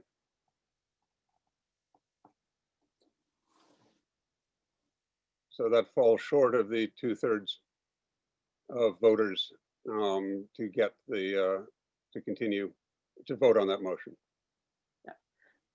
I believe, sorry, I wasn't very clear. I believe that the point of, Mary Jo, correct the point of order for me. The point of order is that abstentions do not count in determining whether a majority vote has taken place. Our University Senate rules state that all questions put to the University Senate shall be decided by a majority vote of those voting, does not exclude abstentions. Right. So David, when I was asking for the numbers, I was referring on motion number 6. I apologize that I was not clear on what I was asking. Okay, the motion numbers on motion number 6 were 957 in favor, 953 against, and 184 abstentions. Thank you. Now, I have a lot of comments in the Q&A rather than specific motions. There are some points of order, which I just mentioned. So I'm having a hard time keeping up with the Q&A. I've got 163 entries right now. And so I might need a moment to just kind of sift through these. Take a moment. Yeah, Mary Jo, but we have the motion that was brought up at the very beginning of this meeting, which has precedence on other motions. That's true, but when we have a point of order on a motion that's being handled, I think we need to address that.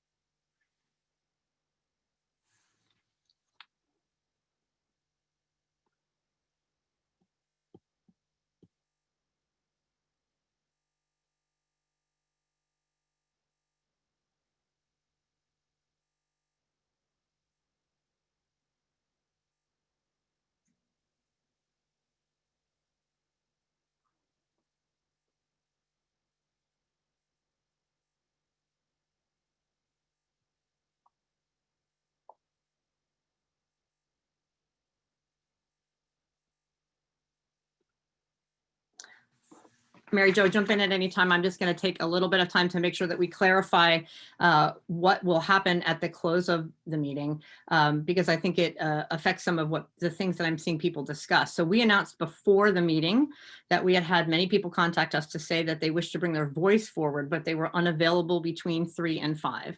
And so we've made arrangements to send a ballot as we voted on things today to all members of Faculty Senate, in addition to all clinical faculty members. The recording of this meeting will be available by the morning, and that ballot is sent at 10 a.m. It is open until Friday at 10 a.m. And so I'm seeing some people talking about afterwards. There will be an opportunity for faculty voices to come forth on all of these afterwards, albeit outside of a Faculty Senate meeting. Okay, so I don't have any new motions in the Q&A. I have motions that have come through along the way that we have put in order that are available here. I think we're going to have to provide some clarification about what our University Senate rules mean with a majority vote of all votes cast. But I don't think that that's an issue to address right now. We have the data from all of the votes that have taken place. So at this point in time, I think the next step is to move forward with the motions that are pending that have been put forward to and requested to be put from the floor. Knowing that our time limit went until 5:20 with my gift of 5 minutes, I think the first thing I would need is another motion to continue the meeting past 5:20.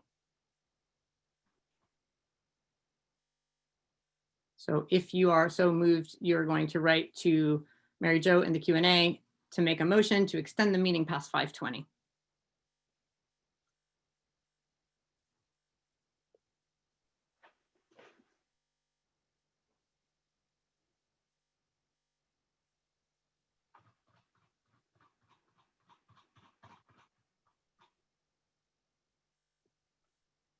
All right, I have a motion to extend the meeting past 5:20 from Brian Roby. Does the motion include any ending time, or it's just a open motion to extend past 5:20? Just says motion to extend the meeting past 5:20. All right, JD, we will look at this, and if we have a 2/3 vote on this, we will extend the meeting past 5:20.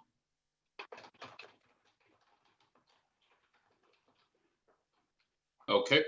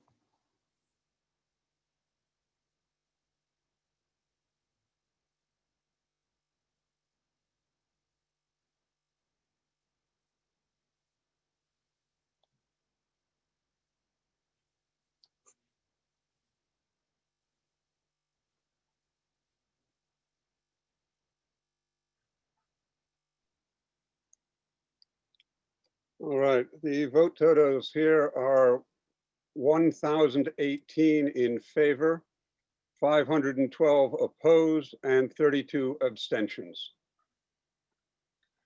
Thank you, David. Mary Jo, I will turn to you for the motions from the floor. Okay. The first motion from the floor was presented by Silke Weineck.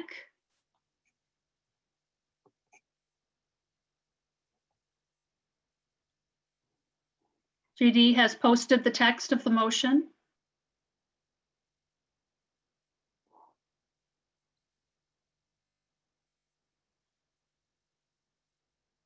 Do I need any second or anything, or can I invite her up to speak to it?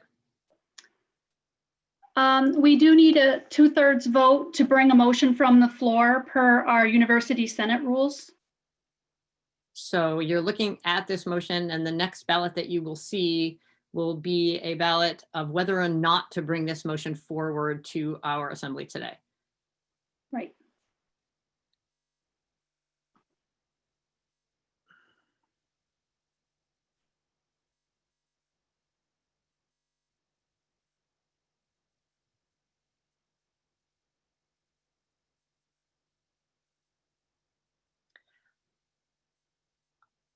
JD, you can go ahead and prepare the motion to decide whether or not motion 7 can be brought forth today.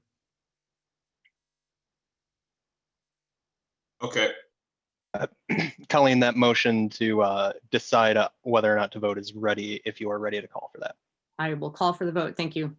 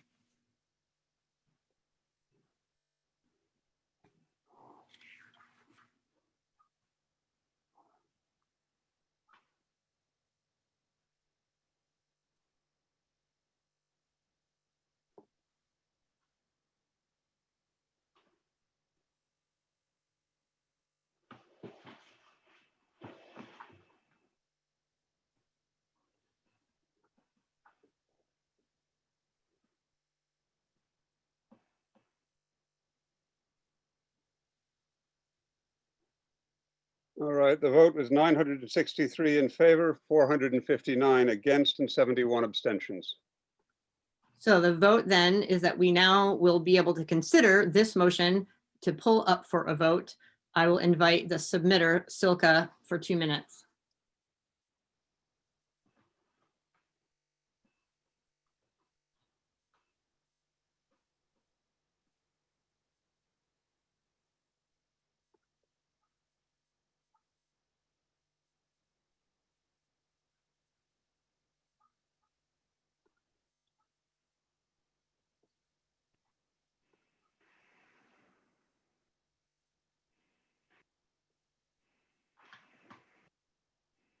We can't hear you, so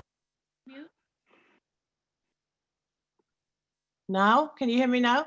Yes, you're in. Sorry about that.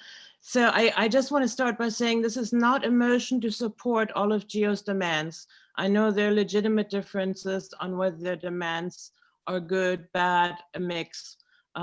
This is a motion to ask that the university do not go to the courts at a time of enormous conflict and turmoil but to resolve this in good faith. I have been in touch with a lot of GEO members recently, and they are waiting for a second offer, and they are very willing to compromise.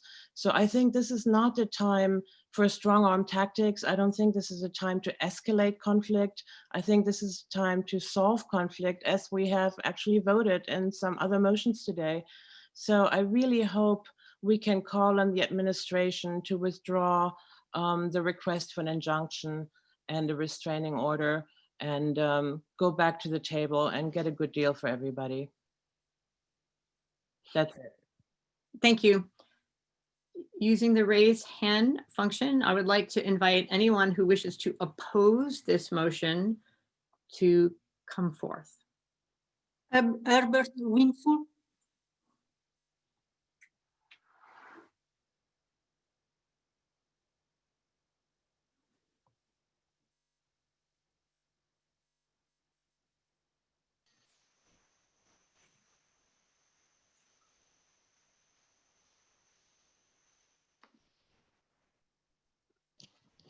Can you hear me? Yes, we can hear you. It's not to oppose. It's just to say that I don't believe we had 2/3 on the motion. On the decisions to take the motion? Yeah, if my math works correctly. David, can I ask you to bring the numbers up?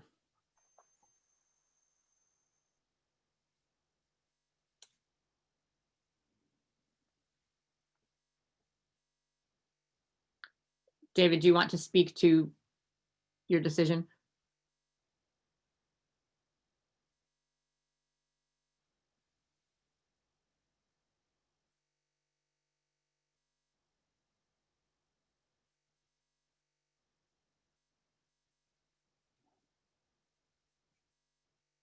I think maybe David is not there for a second.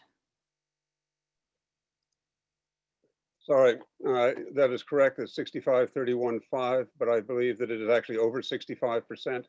And that at this point, we should allow a vote when we have that substantial. I will defer to Mary Jo, but I feel that there's the substantial majority in this case is actually over 65%, and that we should allow the vote. Mary Jo, any comment? Well, I guess we would probably want to actually have a motion to require a lower threshold to bring a motion to the table, because right now our University Senate rules require a 2/3 vote, and this is looking like less than a 2/3 vote in favor. So looking at this, I think that the motion to bring motion 7 to the table for a debate, negotiation, or vote would not have passed. However, if there is a thought that people want to vote, well, we don't want to get into that. Just based on University Senate rules, I would want it probably to be 66.6% or higher in favor to have it be a 2/3 vote. Is it possible for me to ask us to vote again on whether or not we want to vote on this motion? I think that would be completely allowable, since we're considering an error on my part. All right. JD, I'm going to call it again then, that we are going to re-vote on whether or not we are bringing motion 7 to the meeting. Do you want us to keep the data on this current poll? Is that possible? Yes, but we would have to create a new poll. Then let's create a new poll and then we'll have both of them. Okay.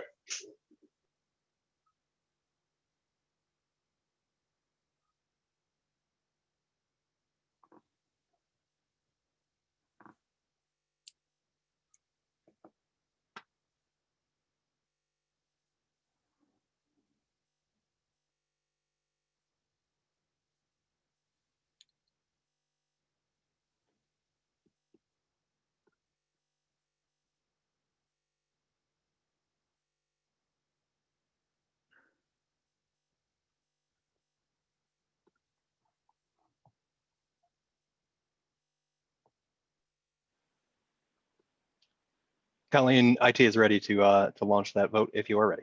Okay, let's go ahead and call the vote.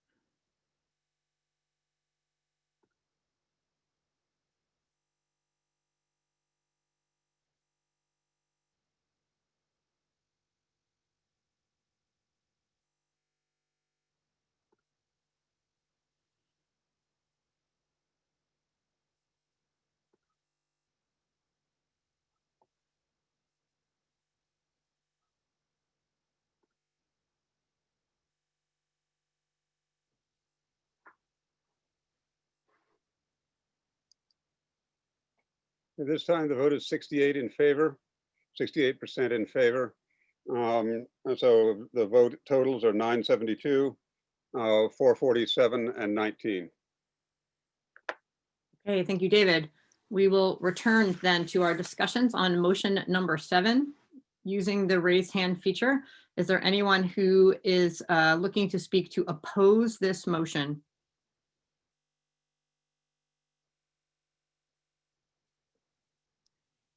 Is Yuxi Tsang?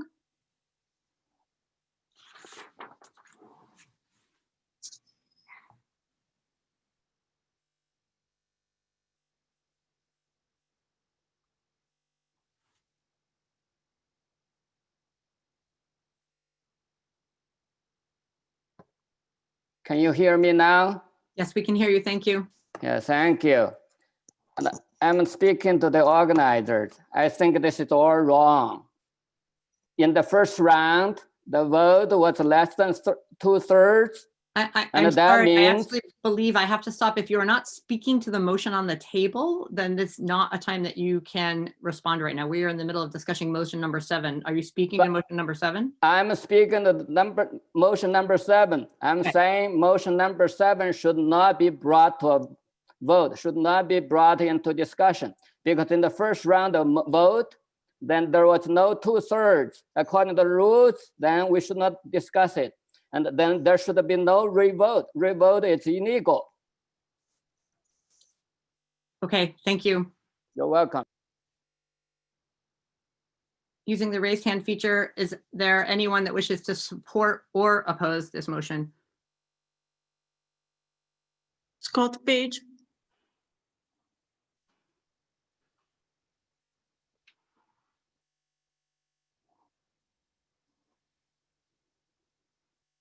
Hi, I'd just briefly like to say that, having done the forum yesterday, that I received a tweet from Amy Dittmar in the administration saying that negotiations are ongoing at the moment, and that as far as I know, the university is making a good faith offer. So it would be sort of ridiculous to vote against this, given it's what the administration is doing. So even though we got here in a very roundabout, weird way that I don't agree with necessarily, I think that it would kind of be going against both sides to vote against this at this time. Thank you. We'll take one more speaker. Is there anyone else who wishes to speak to motion number 7?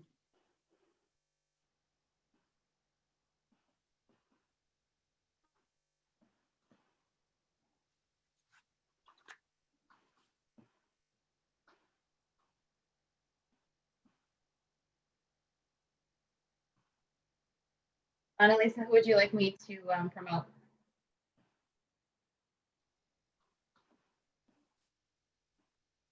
Sorry, You were being asked, is there someone you would like to promote?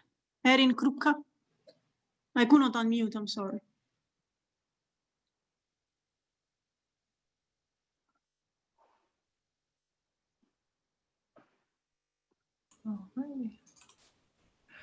Hi, this is Erin Krupka, School of Information. While I agree fundamentally with Scott's point, I also agree with the speaker who went ahead of him that the motion should not actually be considered due to the laws that govern what gets promoted and what doesn't. Although I support Scott's point, number 7 should not be considered. Thank you.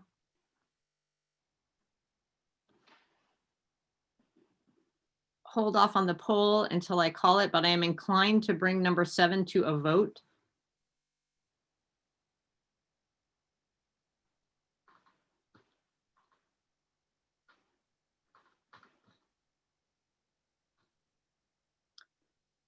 Mary Jo, just checking in before I call the poll up. Yes, that's fine. We do. Yeah, I mean, it's time to, I think, move forward here. Okay. So go ahead and put the poll up to vote on motion number 7.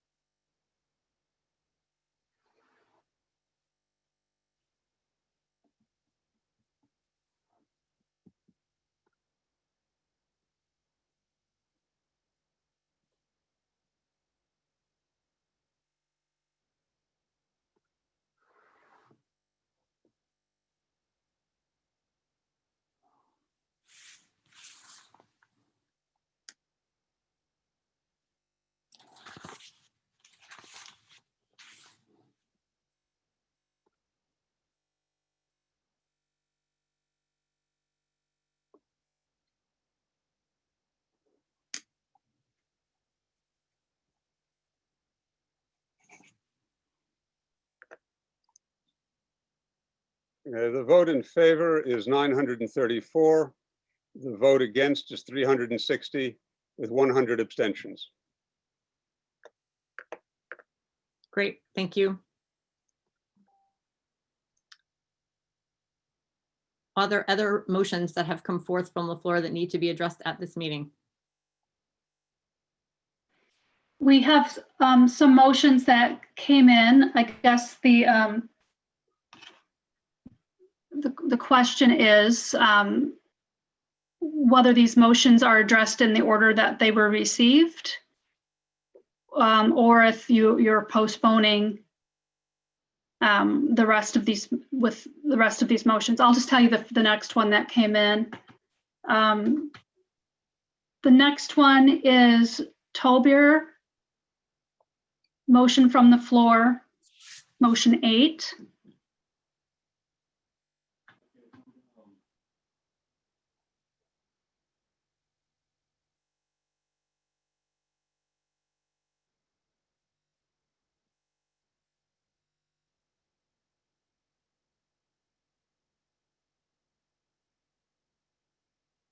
Okay, thank you.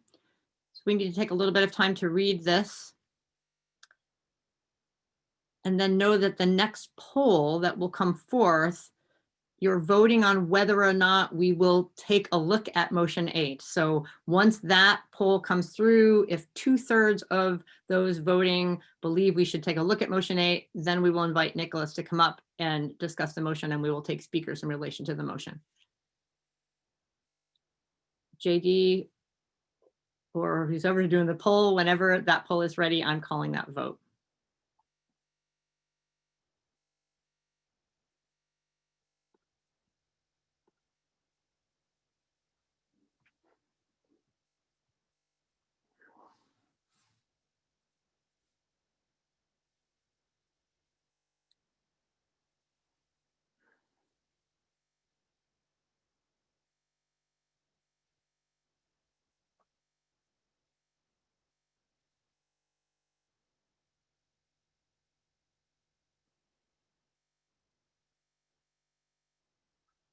I do believe the text got posted twice.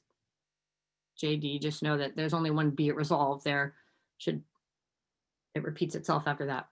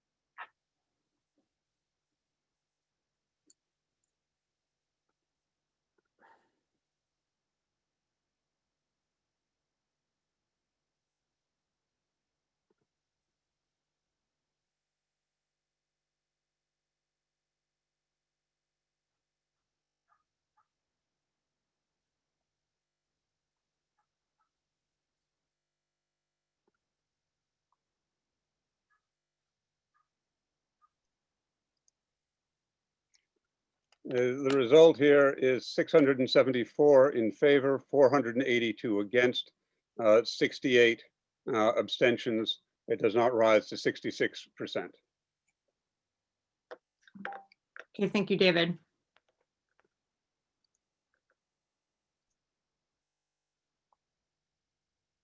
Are there other motions from the floor to be considered?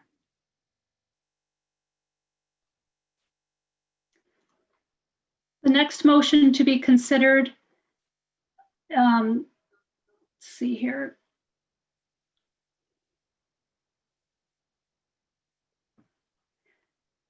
Okay, it looks like Josh Pasek moved to set up an alternate email address to accept votes for anyone using a screen reader. So we will take a vote as to whether or not we should consider this vote at this time. A move to set up an alternate email address to accept votes for anyone using a screen reader in future meetings, I'm assuming.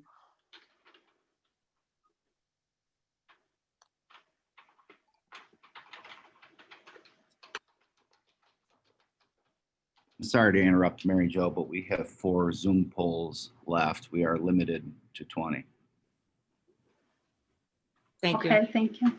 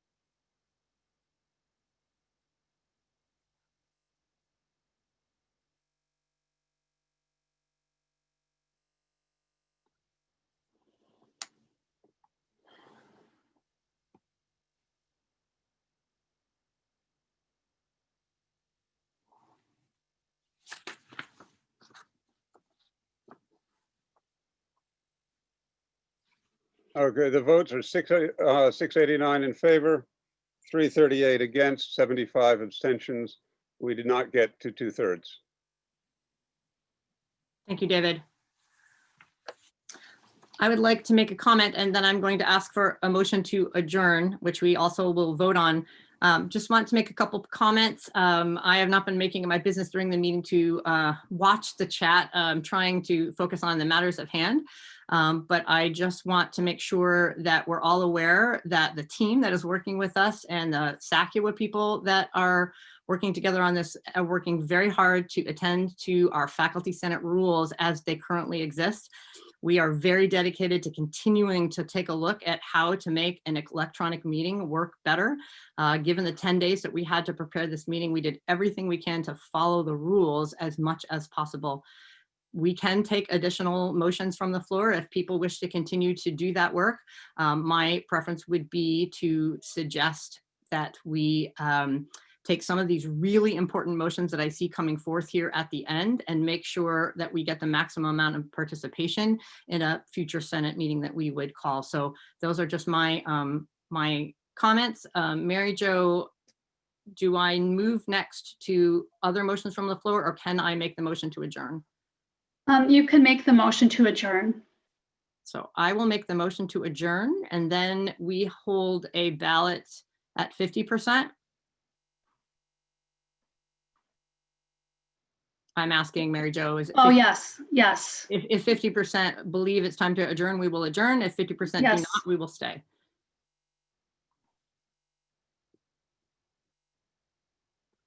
So you can go ahead and prepare the motion to adjourn, and I am calling that vote.